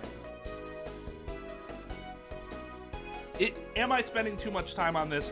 Probably. I just want to communicate how old this is getting in the games. Because remember Gavin? They didn't even make a big deal about that, and they were right to not make a big deal about it. There was just kind of a passing, mention of it. But that's how this should have been approached. He was what, 17? Was he 17 when he tried Phoenix? No, none of them are working right now. The sound files work, but not the like alert things. Yeah, I don't know why all of a sudden it's a big deal again. It's weird. It's not good story. It's very inconsistent storytelling from the perspective of Apollo as a character. Even Phoenix barely batted an eye, nor should he have. He went up against a girl who became an attorney at 13. 17 should be like, oh, only 17, huh? Fucking clown. I also studied analytical psychology. Thought it might help me be a better lawyer. Psychology helps her be a better lawyer? How exactly does that work? Motherfucker! Are you kidding me, Apollo? Do I need to punch you in your goddamn face? That's an attack on... That's a personal attack. That's a personal attack. Obviously, the writers know because they... But Apollo himself? I want to strangle him by his goddamn tie right now. It's called a skill issue.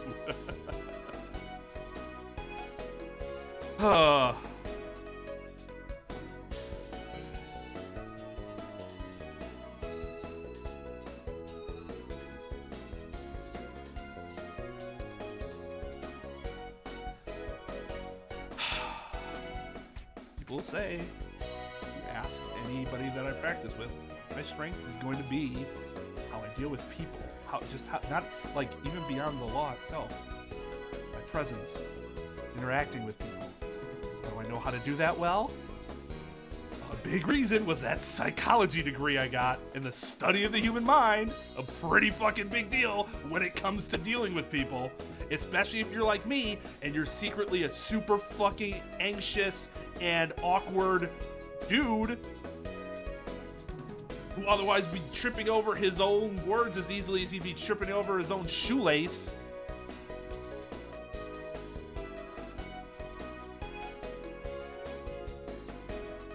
And I don't want to do this because Athena seems like a fun character. It's just annoying. This shit's annoying.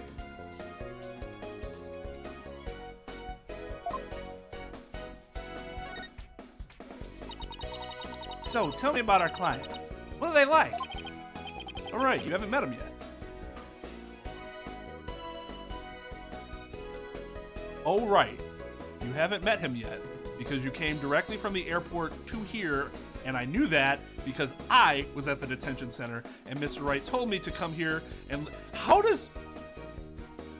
Apollo has photographic memory, apparently, based on what happened in Turnabout Serenade, but never remember. His short-term memory is utter garbage. Well...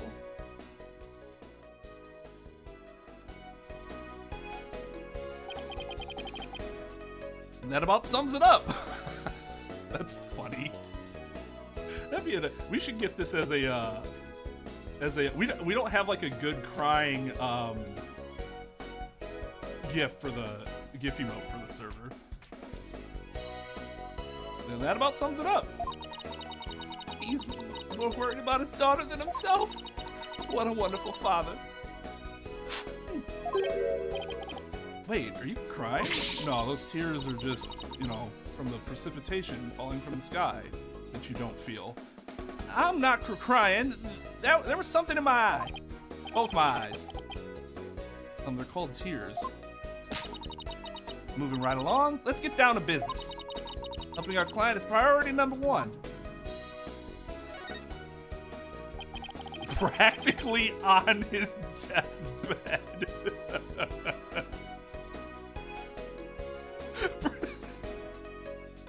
For real, dog.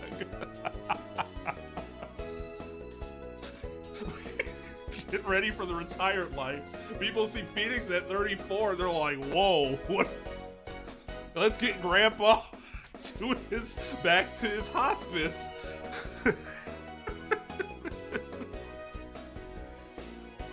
Oh, God.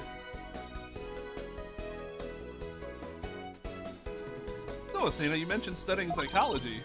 That's right. I've always wanted to bring analytical psychology into the courtroom. The power of psychology will bring a breath of fresh air to the legal system. Okay. I get why she's saying this, because she literally has a system. But analytical psychology has existed within courtrooms since the dawn of legal proceedings. It is not anything new. We simply don't have a futuristic device that lays everything out for us. Oh, really? How do you plan on using it to defend our client? Well, for example, I can try to listen in on a witness's inner voice. That is not analytical psychology. That is an actual goddamn superpower. Then analyze their psychological state with the help of my trusty partner, Widget. Oh, so Widget's doing the thing, not you. I see. Okay. Good for Widget.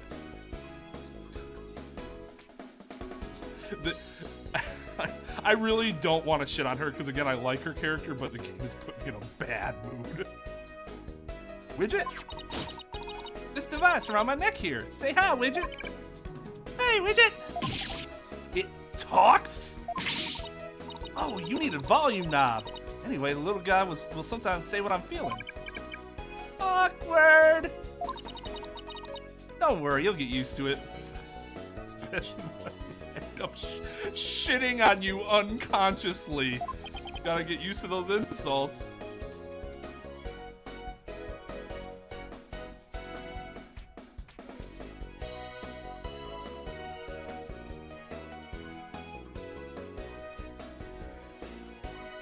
We do not have super hearing. We do not have that superpower.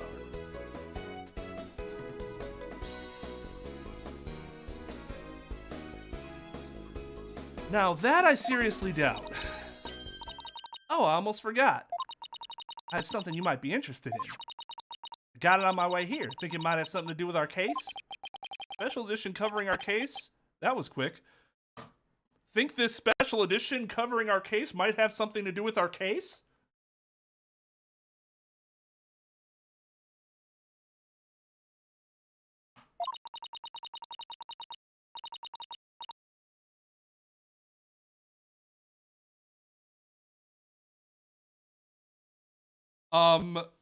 Trep, have you seen Edgeworth throw mental chess pieces at people? I think we can safely say he cheats about as much as Phoenix does with the Magatama, or Apollo with the wrist thing, or her ability to hear what people are saying in their head.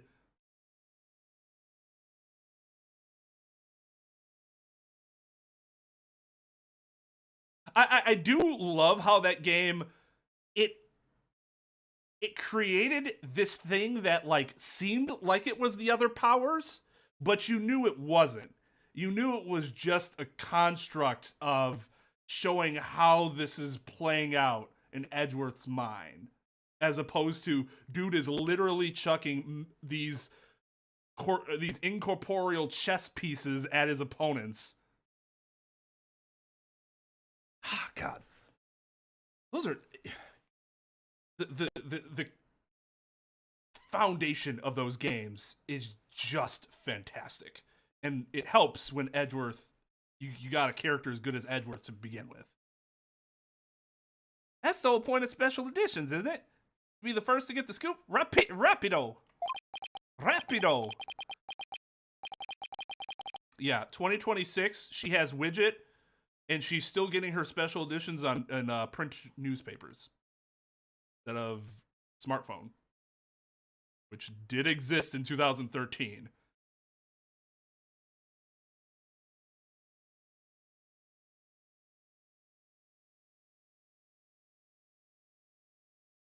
Right. Well, let's see what it says here. What's the deal with the Spanish? Real with flight of fancy. An airborne figure resembling Tenmataro was captured on camera around 3:40 p.m. near Nine Tails Vale. More on that at 6.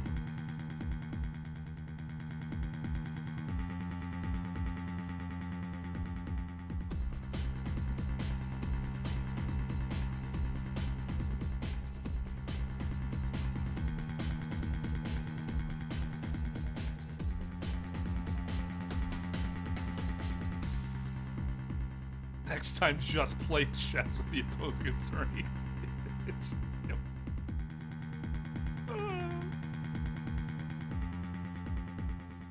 Wait, are you talking about 1-4?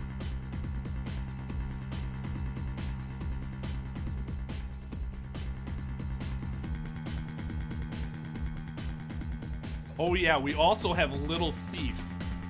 That's been in existence for several years at this point, but we're still getting our up-to-date special editions in print. The creators of this game must be huge fans and sympathizers of the newspaper industry.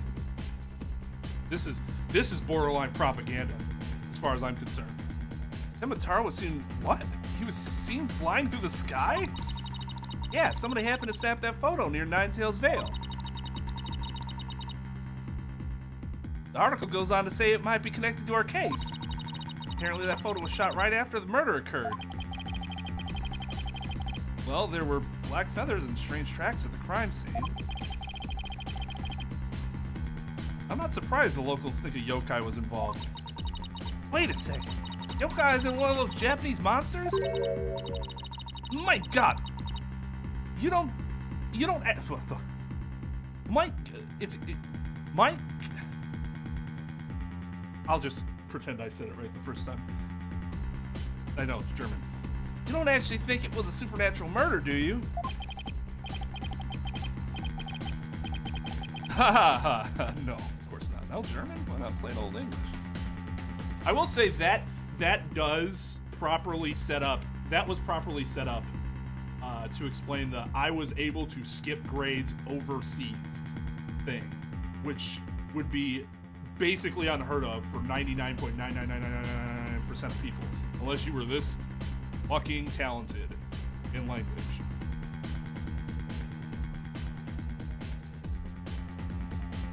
She knows she can get crosswords on her phone, right?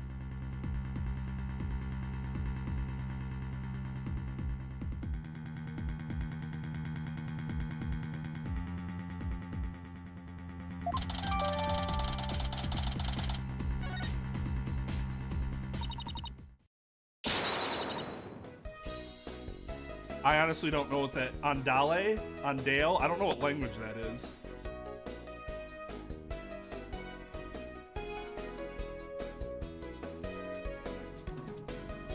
Spanish. Andale. Oh, andale. I have never seen that word spelled before. I've heard it. Petey Gonzalez could not say that word, but I've never seen it spelled before. That feels so weird. He just would speak random English, and yeah, I mean that sounds pretty par for the course for what they do with characters like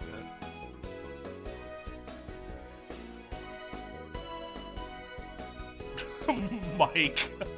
Oh, I feel bad for your anus, though. But at least it had something as opposed to nothing.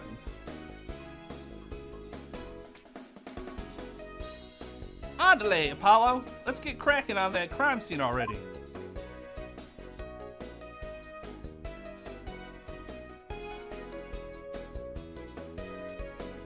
Yeah, I'd agree with that, Vulture, because I knew what epitome was, but I saw that word and I thought it was epitome, and I was like, what is this? Well, I mean, even if it's endured more abuse doesn't mean I still want you to have also then endured that abuse. Hello, Swish. Always good to see an NBA fan in the chat. Okay, so let's go. I am here! I think he had a ringtone of himself talking to. Ooh, yeah. Ooh, yeah. Ooh, yeah.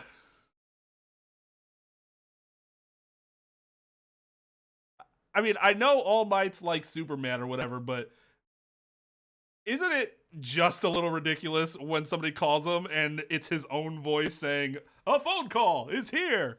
A phone call is here!"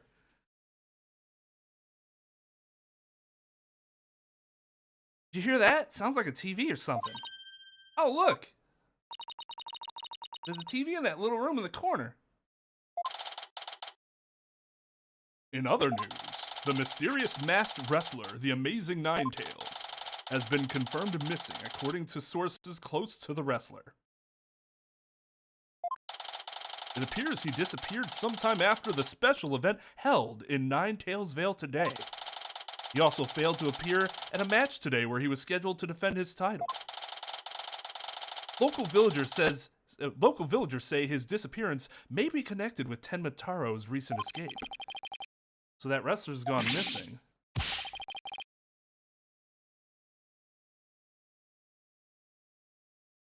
I honestly can't tell if this is a man or a woman. This is a man, right?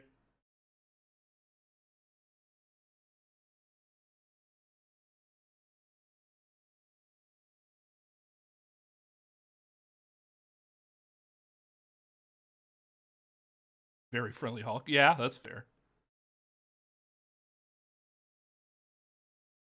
Danny DeVito? Oh man, if KY were here, he could do that. I can't. I can't. Oh god. Whore, whore. Your mother's a whore. That's how I get into a DeVito voice. I can't do it. Jesus fucking, are you kidding me?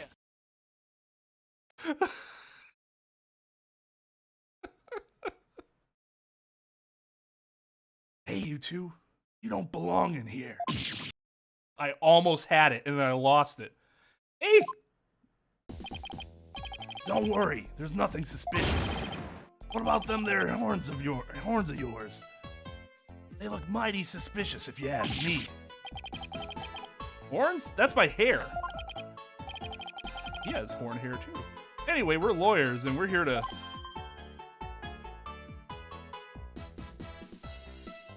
He looks like an animal. Ah! You're them lawyers coming to defend Mayor Tenma, ain't you? Should've reckoned with that expensive-looking bracelet you got there. Name's Phineas Filch. I get that one. I'm the caretaker here. Pleased to meet you. It's a double meaning if you're a Harry Potter fan.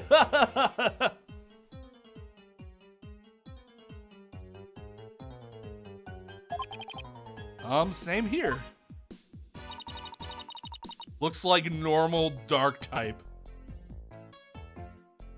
Okay, so I'm not gonna be able to hear the music all that well, unfortunately.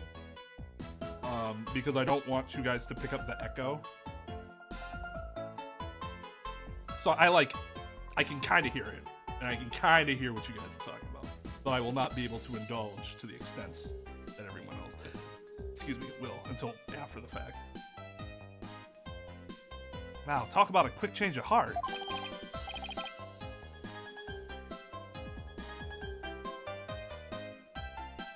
You know,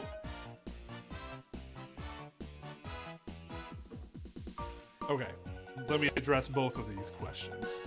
Or both of these, one statement, one question. An echo is a small price to pay for your unfiltered reaction. I appreciate that from your end. However, I still have to edit these later, and if I have to hear my own echo, it will drive me crazy, and I will think the entire stream was a failure. You'll be like, oh, I didn't even notice, and I'd be like, I did. It was terrible, and I regret everything that I ever did. And I wish I could, if I had one thing I can do, I could go back in time and change one thing, it would be that, so that there's no echo. Not going back to kill Hitler, or something else much more profound, going back to make sure there was no echo. Question, why am I not wearing headphones? Because I've never wore headphones during my Ace Attorney streams. Except I think we did it for Great Ace Attorney because I wasn't wearing suits. Part of the presentation. Headphones takes away from the presentation. As much as I like wearing headphones, it just doesn't, it takes away from the presentation.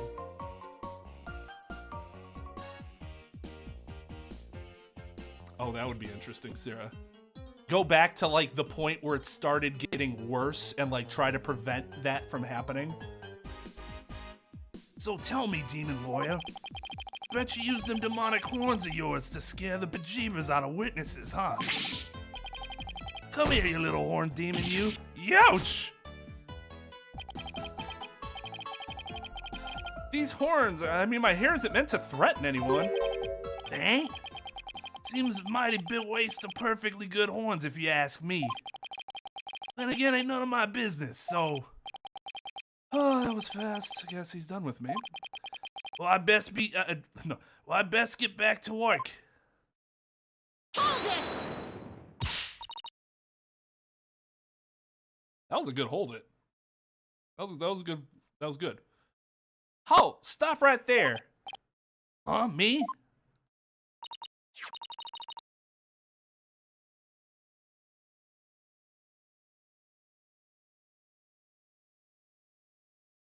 You can opt out of pants unless you have to get up. Then you gotta have to be like, I'll be right back.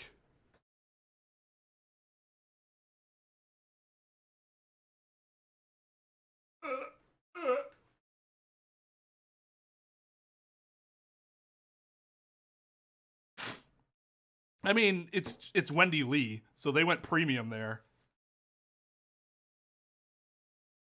I bet she had a blast being able to do like these already famous sound bites. Go back and prevent Boruto. I can't even be mad at Boruto because like it was always bad, and it's just like if you still like the show, the original, for some reason you might like this, I guess, but otherwise I just don't even acknowledge its existence. Of course I'm wearing pants, Your Honor. They're just not dress pants. They are Cookie Monster pajama pants.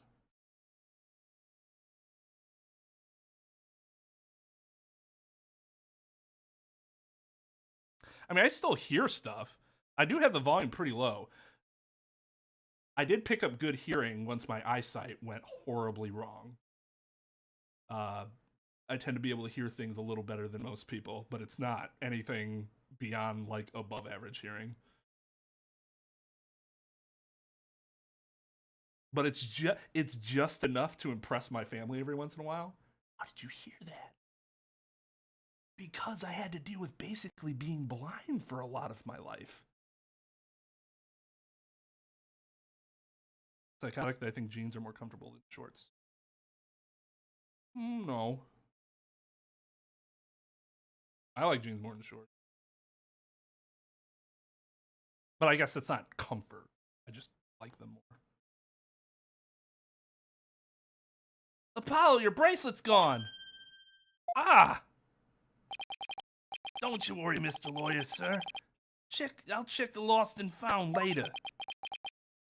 Are you serious? I just had it, and you're the only person we've been Somehow, I don't think that will be necessary. Just check your wrist right now. As he's fucking in my face. Oh, cat's out of the bag. Barely in the bag in the first place. That was a pretty pathetic attempt.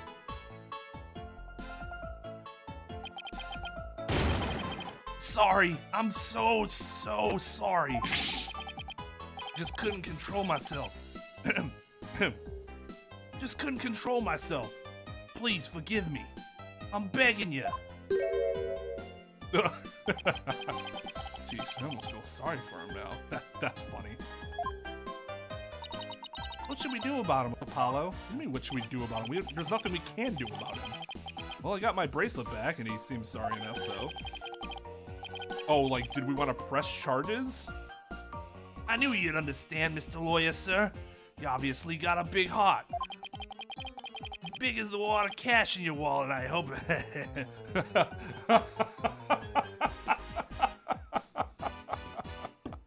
Joke's on him. You leave my wallet out of this. It's empty this. Oh! Hey, didn't you just finish apologizing for stealing from us? Run away, head for the hills. Get back here, you! Talk about a quick escape. Looks like he dropped a few things. It's like a pair of diagrams. This one's of the crime scene, and here's one of the...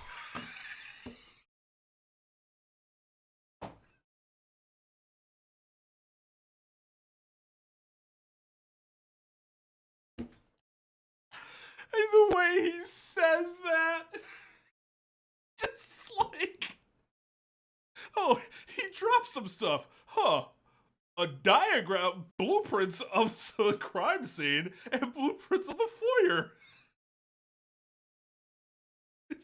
It reminds me of when Bart makes that balloon of Seymour Skinner, and he's like, Skinner's trying to figure out who it is, so he goes after Bart, obviously. He's like, I'm gonna check your locker or something. He's like, oh, I mean, sure, you can check, but I don't know what you'd find. He's like, okay, I see blueprints of the balloon. I see you taking pictures of the balloon. And you're like, what the fuck was Bart thinking was gonna happen? And he just left his shoes behind. Okay. Left his shoes behind, too.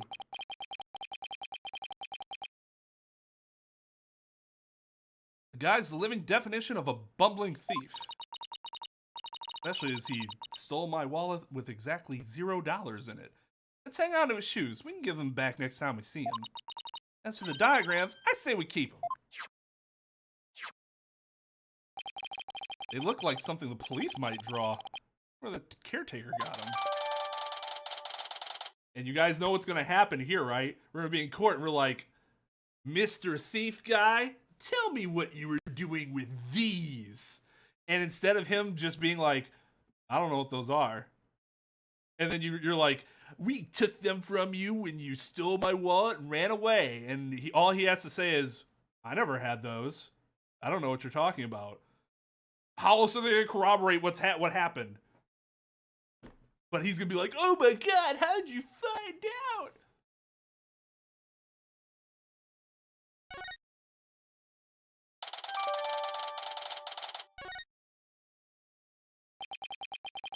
Now then, as I recall, Fox Chamber should be at the top of those stairs.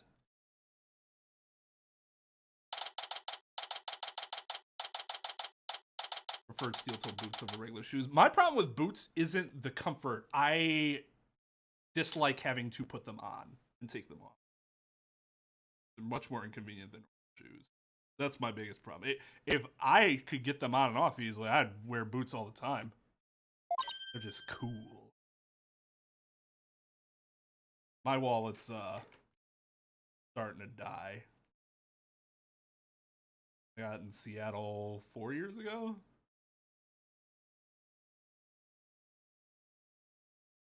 Millennium Falcon. Just kidding, that's the Rebel line.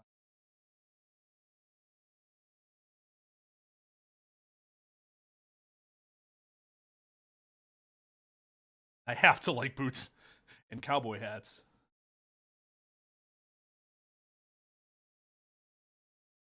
You have your key in your wallet? God, I wouldn't even have room for that. Whoa! What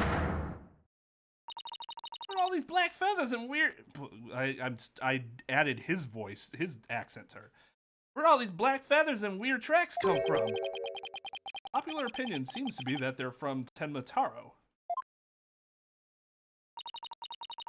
You mean the great evil has returned? And if he did, I'd be laughed out of the courtroom trying to indict him.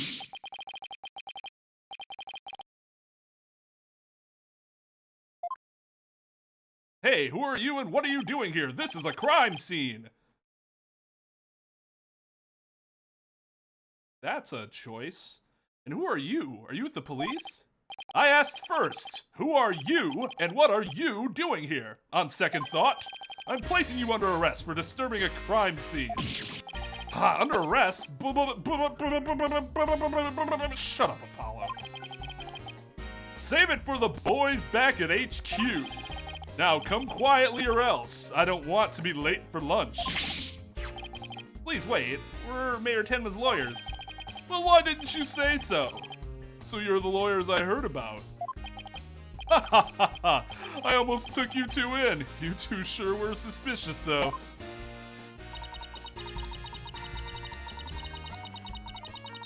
I don't know how many more times I can take being called suspicious in one day. Sorry, we didn't catch your name. My name? I'm Bobby Fulbright. Of course it is. The heroic detective who defends our good citizens from evil. The champion of justice who comes running whenever you're in need. And my catchphrase? It's in justice we trust. Apollo's over there like...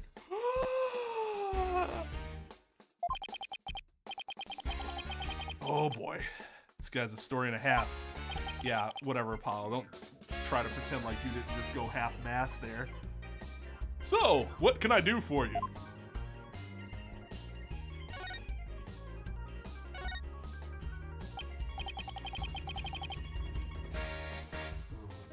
So, would it be okay if we had a look around? Certainly not! No unauthorized personnel allowed. Should you make an exception? Cease and desist at once, or you'll have to deal with my little friend here. Ah, yikes, is he reaching for his... In justice we trust. Ooh, it's just his badge. Man, he ain't no, what's his fuck? Mr. I took anti-tank rounds to the coat and somehow survived them. Yeah, bad.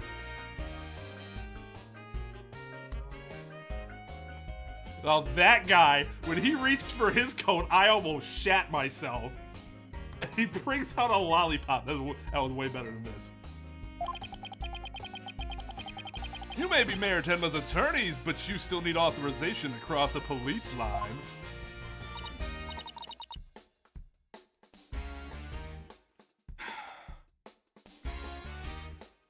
Okay, so I'm honestly having a bit of a hard time understanding the system here. So we need police authorization to review the scene, at least if there's a police officer. If the police are building a certain case, why wouldn't they just never authorize you? What's in it for them? Should you be worried about them tampering with the crime scene? I guess I just don't. And if it's a requirement, then we shouldn't need authorization. As soon as you find out that we're his attorney, and we say, hey, here's our letter of retainer, or whatever it's called, then why the need to go through another step like that? That seems really stupid and unnecessary.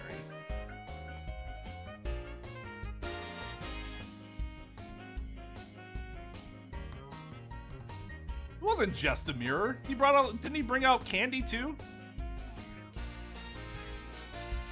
I mean, the first time might have been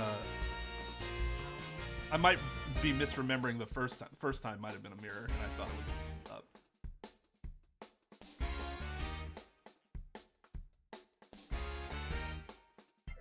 Well, and so let's say like the whole worry is that we want to be able to be there to watch you.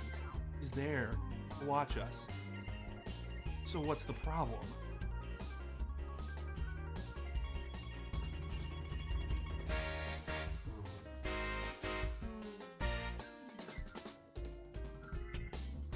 Oh, you look like a cigarette. I see.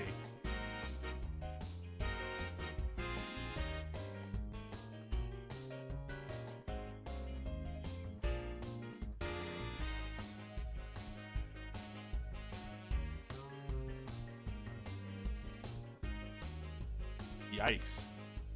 My friend just had a baby. He's 3 weeks old now.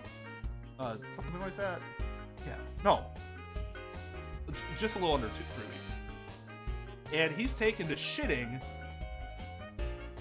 And then my friend will start changing his diaper. And then he will wait for that moment to then further projectile shit. And I'm like, well, guess I'll mentally prepare myself for that.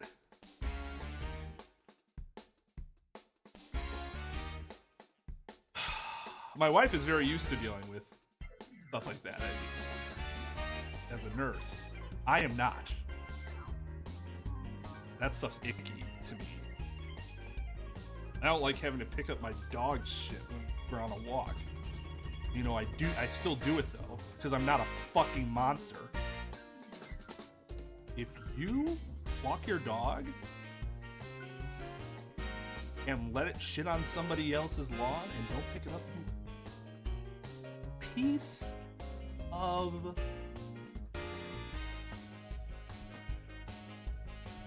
God. But also use biodegradable eggs. I don't pick up my dog's poop whenever I'm out of bags. Well, that sounds like a you problem for not having enough bags. But no, if you didn't have any bags, I wouldn't expect you to pick it up and just walk with it in your hand.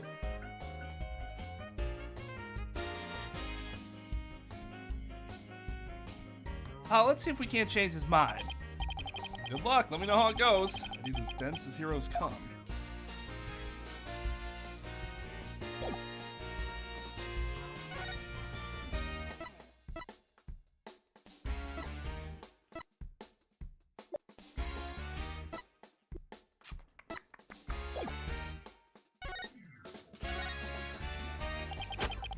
You're wasting your time and mine. Nobody's crossing this line without authorization. Are you saying that you don't have the authority to provide me with said authorization? Do I need to find somebody with actual semblance of power here? I'm a wall of justice keeping injustice. That would be you at bay. See, this is needlessly confusing now as to how this system is supposed to work.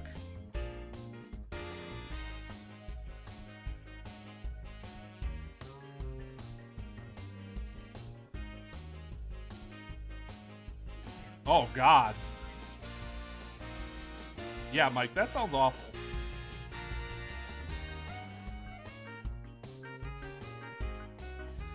It's screw attorneys insofar as the plot seems to require it to. That's what I don't like. Oh, I knew it. Look, there's just us and you here, right? Justice and me, you say? That's right. Are you trying to say that justice and I aren't enough to keep you out?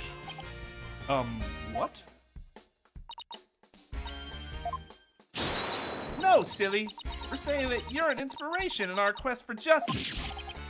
No, it can't be!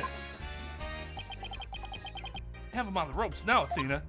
If we're on the side of justice, would you let us through?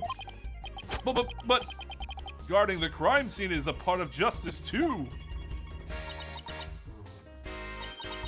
Sure, but only a bad guy would stand in the way of justice, right? Whose justice is the most just here? Well, we can't have a fair and just trial without a thorough investigation, so... Oh, Lady Justice, what would you have me do? I think we really got to him. Hey, it seems pretty neurotic as far as champions of justice go. Our pleas for justice must have had a huge impact.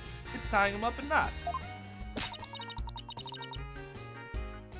Flashback to Apollo, not like 5 minutes ago in game.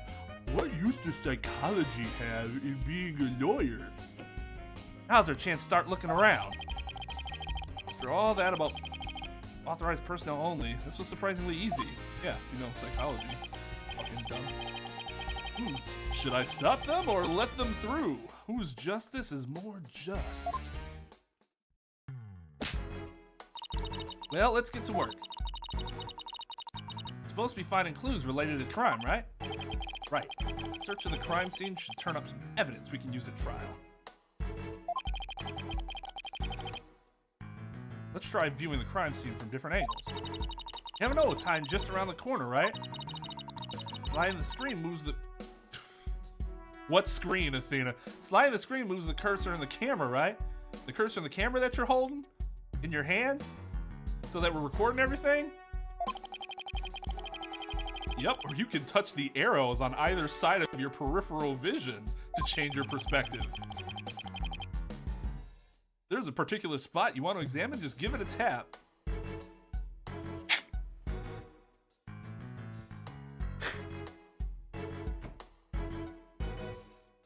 That's a pet peeve of mine when games do that. Just explain it in green text. Like, I think it's dumb when you try to have the characters explain it like it's something that they actually do.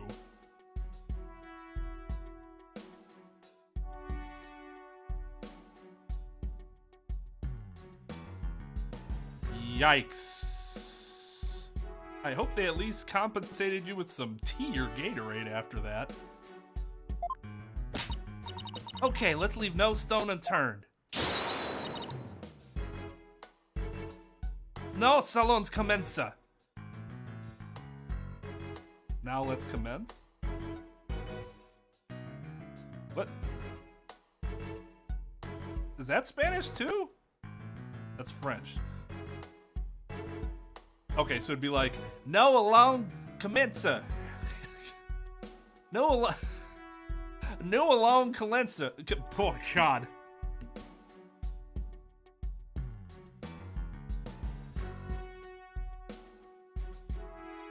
Nos alons commence. Commence. Nos alons commence. Let's get started. Part of the issue is that I always have a tendency to want to mock the voice by saying, because you always do it like, oh, manga. That's a really popular one. And so I always want to do that. It's like, no, she's not. She's smart. So like, oh, this is nice.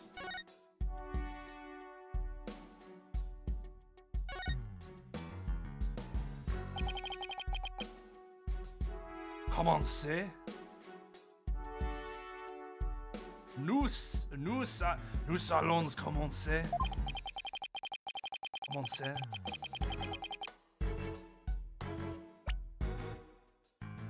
The Forbidden Chamber. They say the demon Temnotaro was imprisoned in there before his escape. Can we get this door open? Worth a try. No good. It's shut tight. I didn't see a keyhole. Seems pretty hopeless. In justice we trust. Yikes. Did I just hear the voice of someone in need? Allow me to fill you in. This door simply will not open. We've tried and tried, but it won't budge. I bet you haven't really tried unless you put some C4 up on it. It's an essential part of the culture found in this manor, so we can't blow it up either. Fair. So an unopenable door. Right.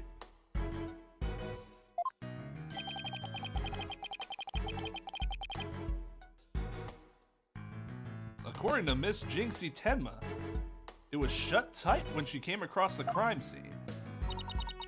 Thanks for the tip, Detective Fulbright. I didn't expect you'd be so helpful. Forget I just said that. The forbidden chamber was shut tight at the time of the murder. Sounds like something I'd better keep in mind. He's all like, I can't believe I told you basic discovery information. No! Well, do the villagers own that building? Because if they have no ownership stake in it, they can fuck right off.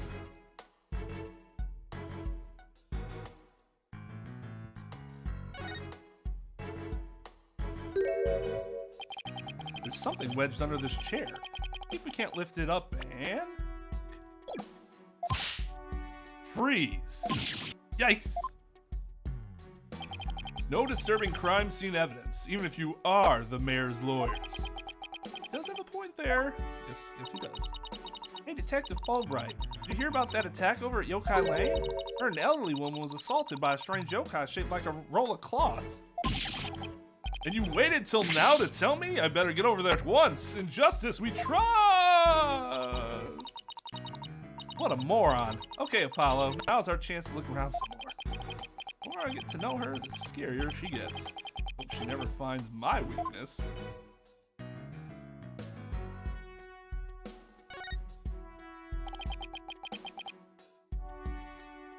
Whatever this is, it's stuck on tight. Looks like a large bloodstained cloth. Looks like a large bloodstained cloth. Blood's probably the alderman's, but it's pretty far from his body. I wonder how it got here. Why does it seem important? Has blood on it?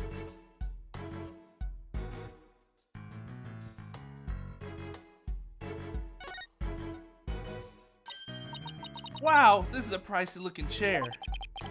Apparently the mayor was found drugged and unconscious. Really? Yeah, when he came to, he was arrested for murder. Talk about your rude awakenings. That's never good.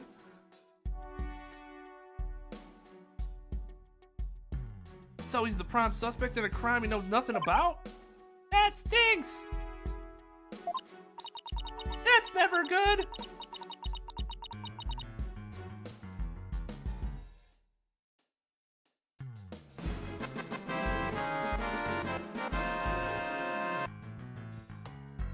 Thank you for the $5, Lightgazer. Check your DMs. I finished the project. All the details are there. I think you'll be 90% happy with it. Why 90%?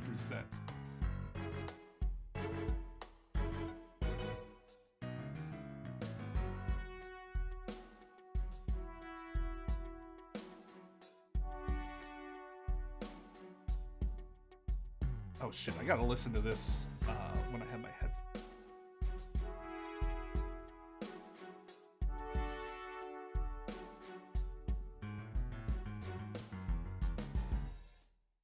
I think I'm trying to, because I won't be able to hear the music. I'm trying to put it to the.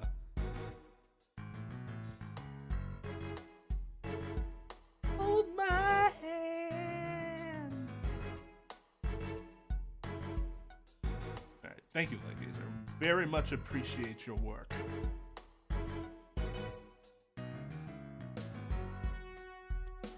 Next week. It does not relate to oranges.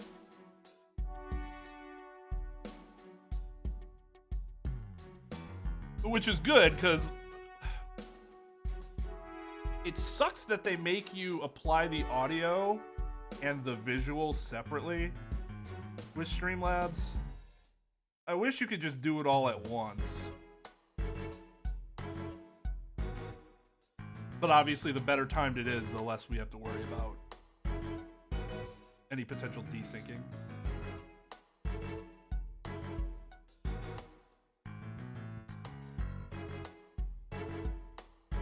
Yeah, that makes sense. Well, I appreciate it. Thank you for taking the time to do that. I'm not eligible for 100% happiness. Oh, Lord. You're probably right. Oh, poor Mr. Tenma. He must be feeling so scared and confused. Oh, it's up to us to save him. Like she's on her own emotional roller coaster.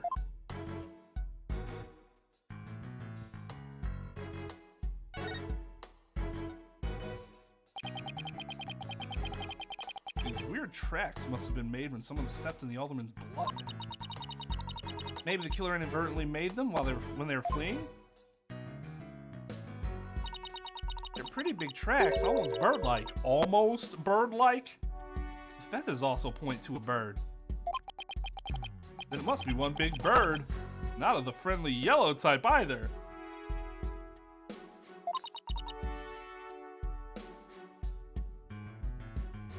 Maybe it's some mutant bird creature. So your theory is a giant mutant bird murdered Alderman QB with a spear. It's more plausible than saying a monster or yokai did it. Might burst your bubble, but a giant spear-wielding bird is, by definition, a monster. Oh, now it's time for Athena and Apollo to debate the definition of monster for 3 hours.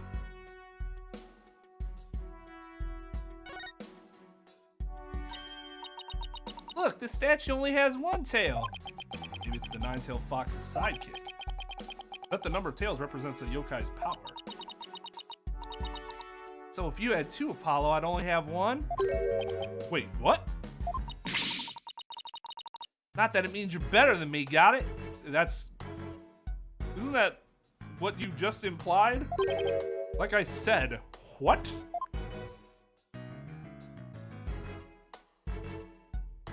Already trying to start shit.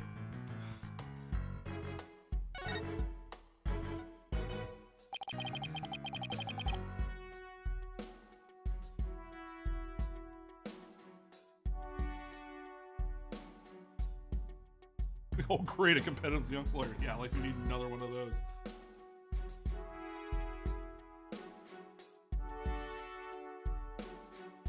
Oh.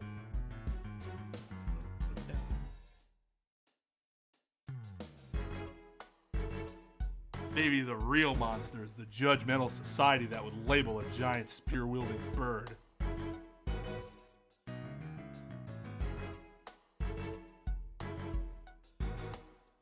This is where Alderman QB's body was found. Apparently the murder weapon, a spear, as you can see, had Mayor Tenma's prints on it. Actually, Athena, I'd say that's more of a javelin. What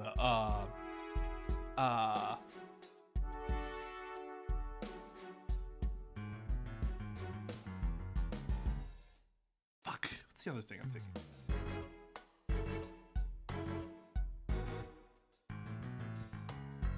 Nah, forget it. I fucked that. That's not good. That's never good. Never fear, Detective Fulbright is here. Yikes. Of course, I can't offer you any information on my investigation, even though it's basic discovery. So, in the name of justice, I must say goodbye. What was that all about?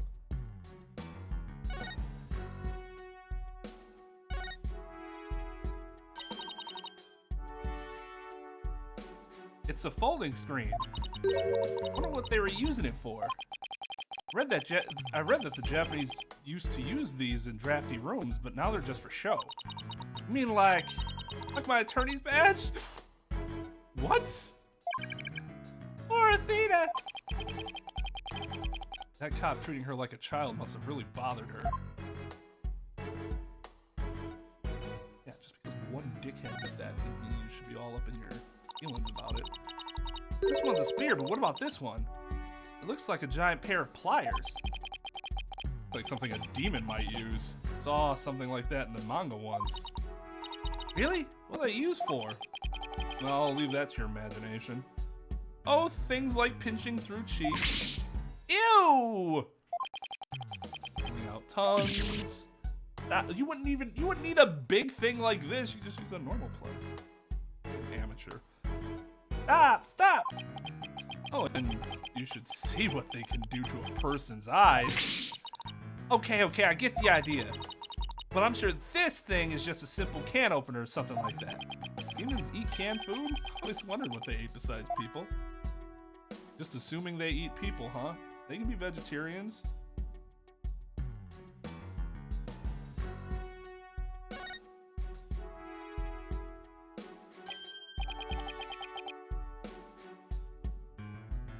Probably, Mike.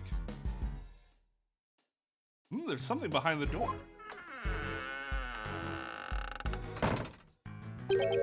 Whatever it is, it looks like it's broken. That's never good. Probably broke when the door was open. Why would anybody put something there?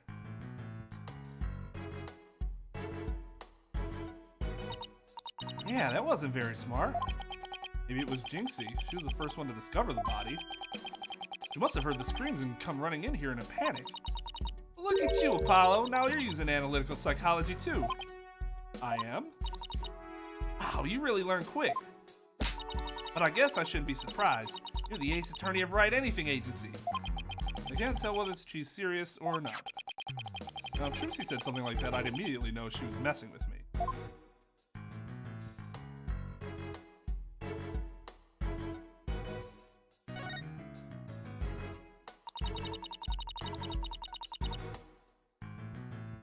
Apollo, what words come to mind when you watch that pendulum in there? Unsteady and, restless. That's a direct representation of your current state of mind. What? That was some kind of psychological test?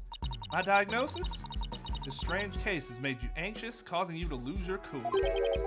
Hey, you might have studied psychology, but you are not a psychologist to be making a diagnosis on me, Missy. You're not actually that far off the mark.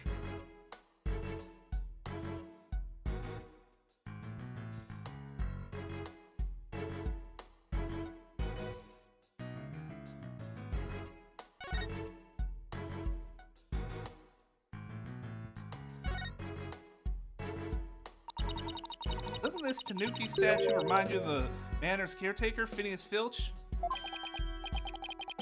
This raccoon-looking thing? Yeah, it does look like him. Ooh, I just got the best idea. We should knock it over. It might transform back into Mr. Filch. Filch is mischievous, but he's not magical, you know.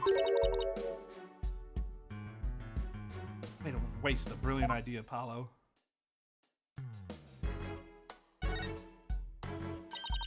Look, trophies! Oh, this one was awarded to Alderman QB.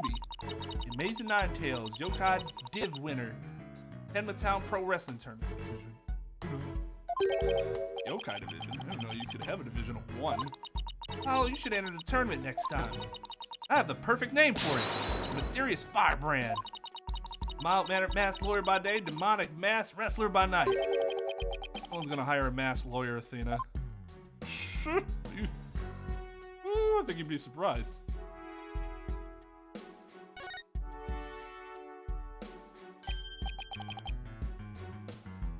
Oh, to Maxim and Namombra, who both got here at the same time.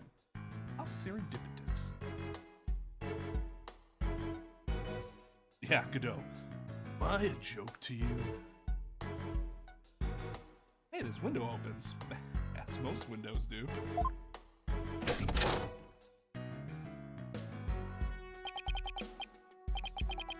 And outside we have ourselves a steep cliff. Window only opens about 6 inches, not wide enough for anyone to get in or out. Look, Apollo, there's something caught in the window frame. Looks like gold fur. What a pretty color. It must be from some kind of animal. I wonder what it's doing here. Did Alderman QB have a pet fox?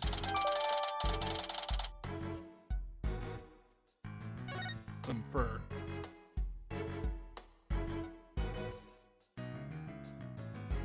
Look at this shining here. In case you didn't see this, this is shining and important.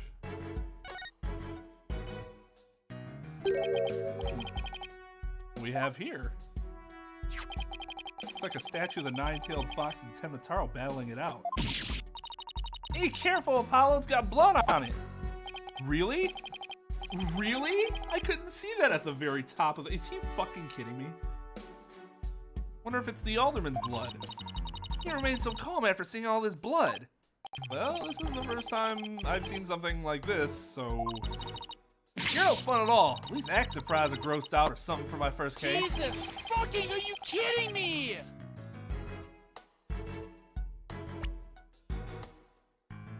You're no fun at all. At least act surprised or something or grossed out for my first case. I'm already a lawyer. You want me to be an actor too? It is considered unofficially part of our responsibilities in our profession.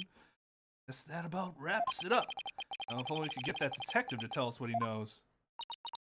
Hey, Apollo, do you hear something? Hmm? I don't hear anything. All right, your hearing is terrible. Fucking garbage. Skill issue. L. Ratio plus L. Final ratio. You fell off.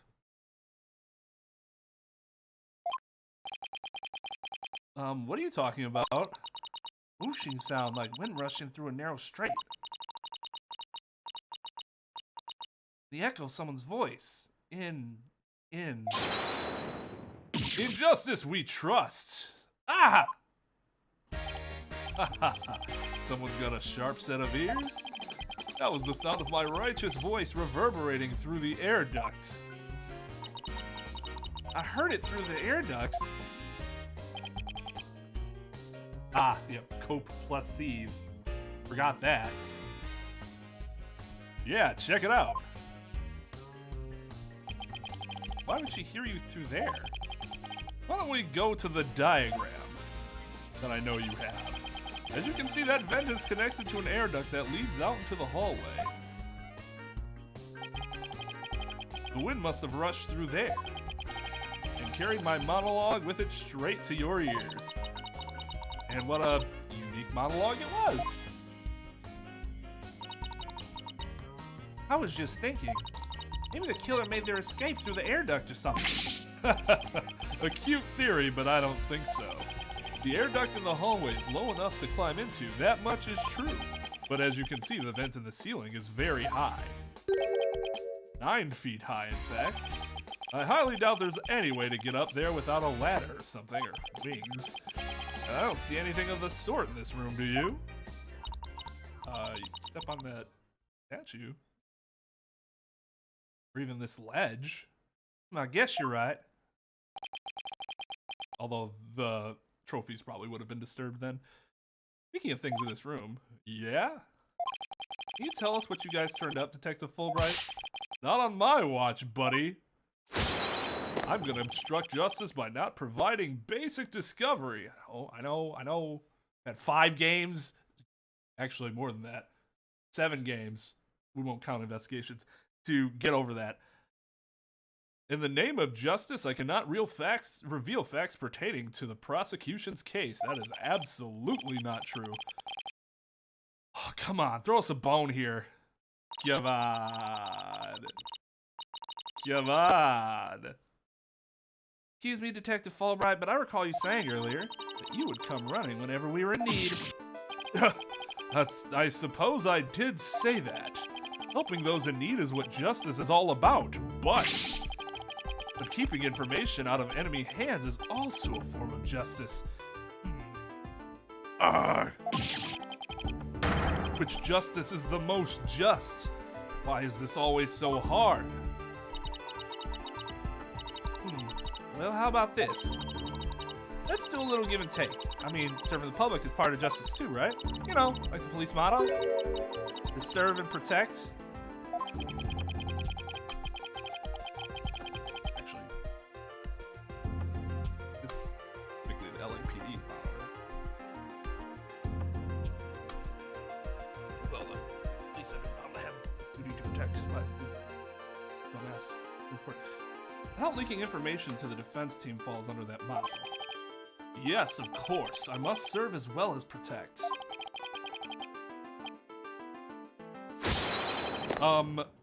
Sir, this is Japanifornia, not the United States of America. So if anything, it would be Lost Tokyo. San Fran, Tokyo. Kyoto Angeles. Okay, I will share some information in the name of justice. We did it, Apollo. Yeah, we did it all right. I'm not sure that was entirely ethical. Shut up.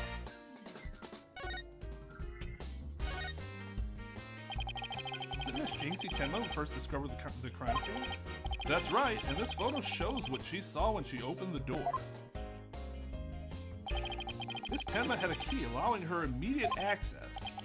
A key, so then the Fox chamber was locked? Yes, and Miss Tenma had the only key to its door. Really? So Alderman QB didn't have a key to the Fox chamber? Actually, he had a master key for most of the rooms in the manor, but disappeared after his murder. Disappeared? You think the killer took it? It could very well be connected to the murder. We're looking into the possibility now. But it's the timing of Miss Tenma's discovery that I think is most important. Of course, I'm not going to share that information with you. You think you're some kind of champion of justice, but you're just plain old mean. I won't fall for that, you shameless rascal. I only help good little boys and girls. Oh, I want to punch him in the dick. Shameless rascal? Who even says that? Well, I wouldn't exactly call you a good little girl either. Well,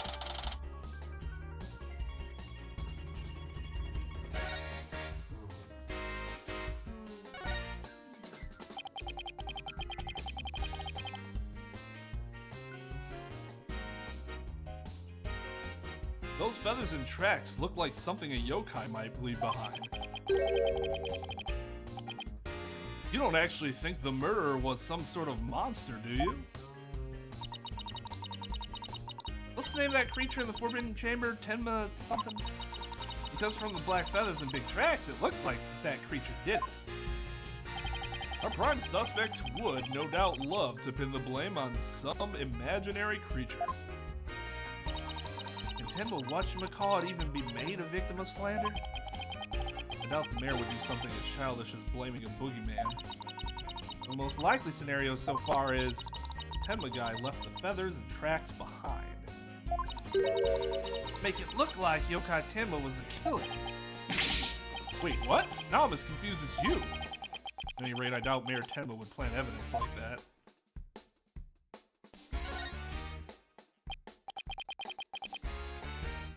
So, Mayor Tenma is your only suspect? That's right, even his name, Damien Tenma, makes him sound like a villain.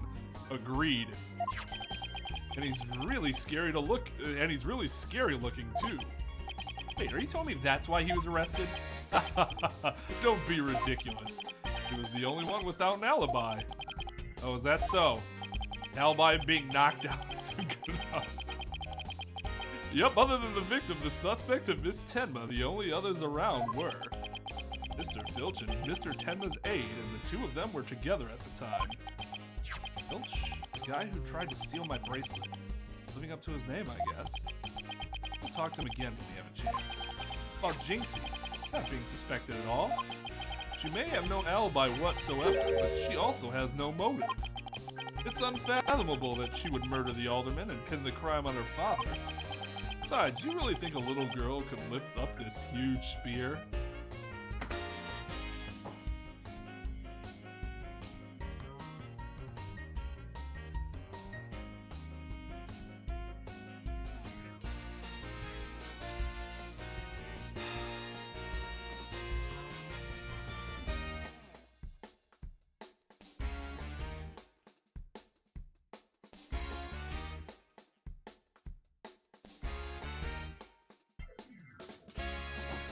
Once again, this is the same series that tried to convince us that a 13-year-old boy could accurately fire a .45 caliber Magnum revolver without any physical repercussion to himself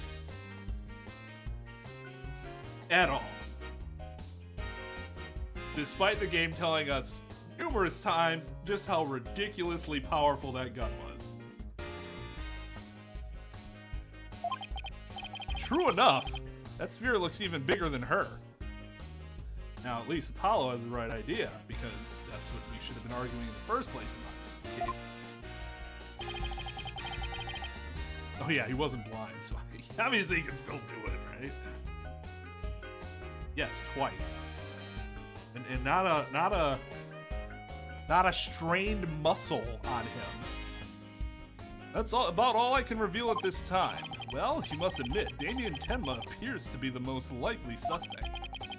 Man, it looks bad, but I'm still not buying it. Oh, and one more thing. I must warn you about the prosecutor. Prosecutor assigned to Mayor Tenma's trial? That's the one. He's, how shall I put it? Not what you'd expect. That is unless you've faced... That is unless you faced a convicted killer serving hard time as a prosecutor before. No. Generally because convicted intentional killers at least go to prison for the rest of their lives. What the? Is this some kind of joke? Can I ask why a man in prison for murder is serving as a prosecutor? Because he's mastered the use of psychology in courtroom battles. Ah. Can you tell me why this murderer is allowed to do something he shouldn't be allowed to do? Because he's really good at it.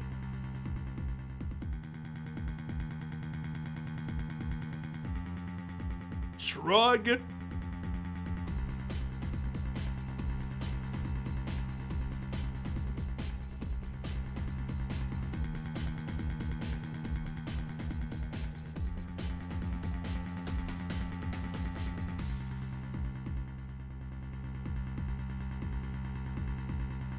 It's a good thing that we will be stopped. Because this is incredibly stupid. But I'll have a week to seethe and cope.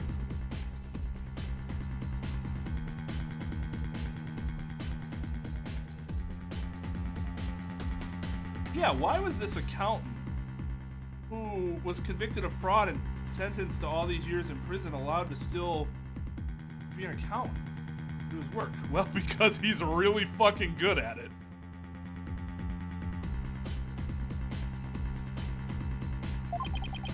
Everyone's talking about how this murder was the work of some strange creature. The yokai are nothing more than a figment of the imagination. They're baloney. Better to prove this than a master of psychology. Oh, are you telling me you can't get a non-murderer master of psychology? Is there only the one master of psychology in this fucking world?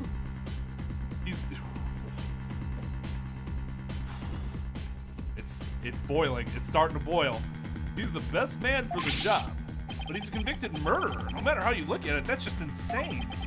Well, the chief prosecutor personally assigned him. Oh, so the chief prosecutor can just go, hey, you serving a prison term,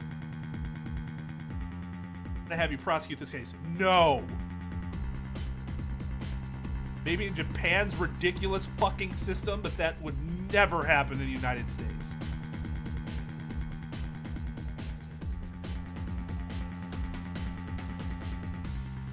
Prosecutors have no fucking authority to just be like, oh, I'll just let you out to do this case.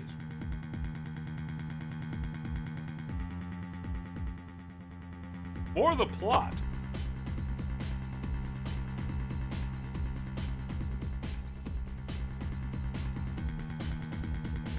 What are you talking about? We are in the U.S. It's Japanifornia. Well, I guess we're in Japanifornia.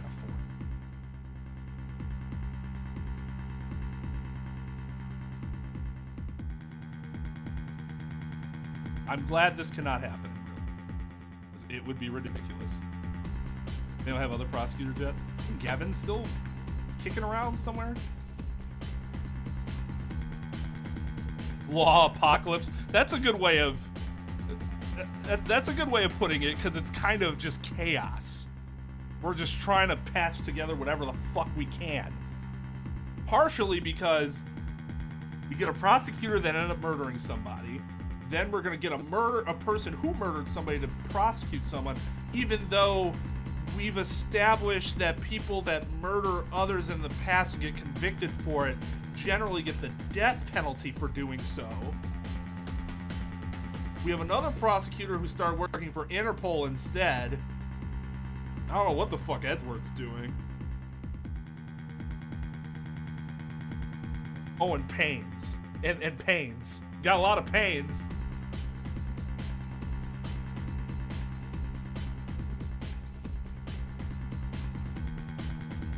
No, I'm gonna stop soon. I have shit to do.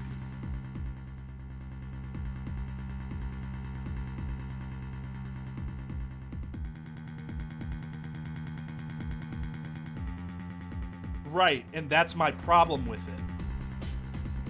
They're being vague so that it can all be convenient to the plot.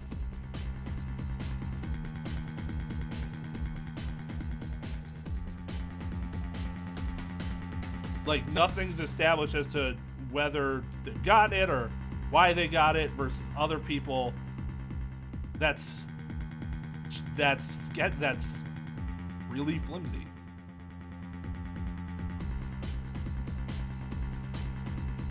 Von Karma and Godot both fit the criteria. And if this guy starts spouting fucking dumbass poetry, I'm gonna say, just go get Godot. I don't even want to fucking mess around with this guy.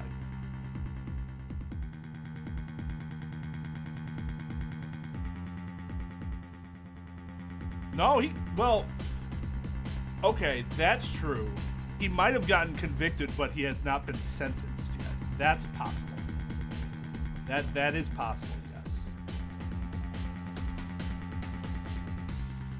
Well, the chief prosecutor personally assigned him, so none of us are in a position to question the matter. This is fucking stupid. Really is the dark age of the law apocalypse. This prosecutor, he wouldn't happen to go by the name Blackquill, would he? Bingo! Simon Blackquill. So you have heard of him. You could say that? What's that supposed to mean? Then we find out he murdered somebody like 7 years ago. You would not wait that long for sentencing. Well, I bet you don't know his unofficial title. Murderer of Athena Sykes' sister. Ooh, I just realized that one. Ever heard of the Twisted Samurai? That's Professor. That's Prosecutor Blackwell. Twisted Samurai? Is that because he's a criminal? Well, yes and no. You could say it also has to do with the effect his crime had on things.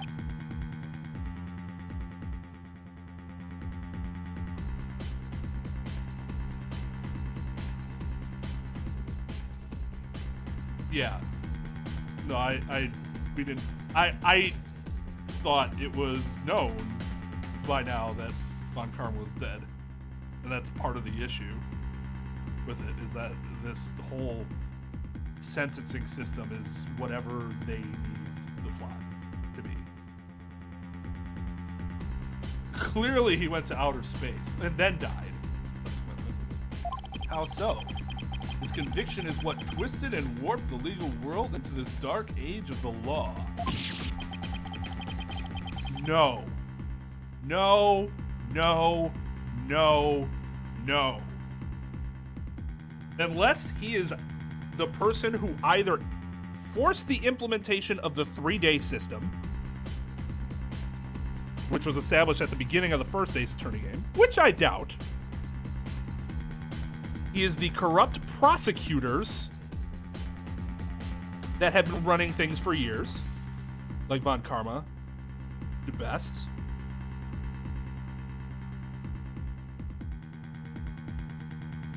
Or the crooked police chief who for years manipulated things.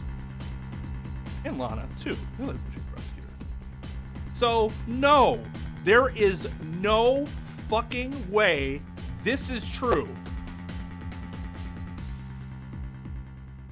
without there being some other change that we don't know besides they're letting a convicted criminal be the prosecutor. But that again sounds like the chief prosecutor's fault, not his.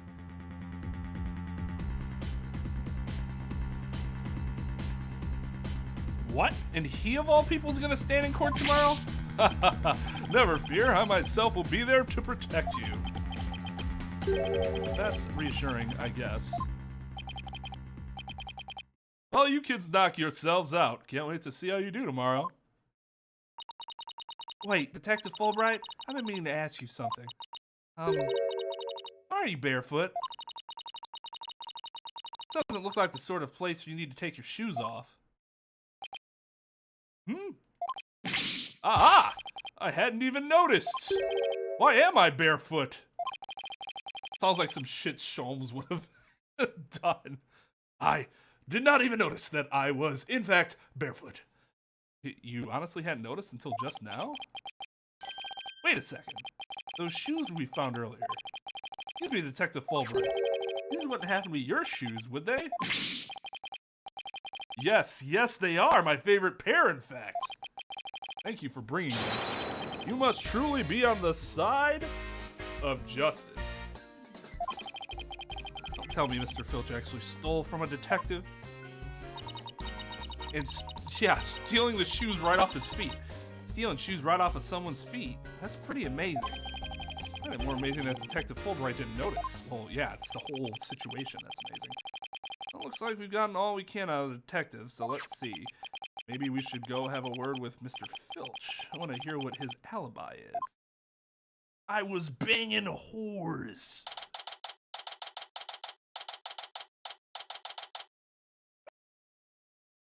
Isn't that what us guys do? We bang whores. All right. I'm done, and it's probably I need to get to sleep because we're gonna be leaving in the morning to travel, and just as well too because I am not pleased right now. Not pleased. Hopefully things improve by next week, but not great how this case has gone so far. Not fantastic.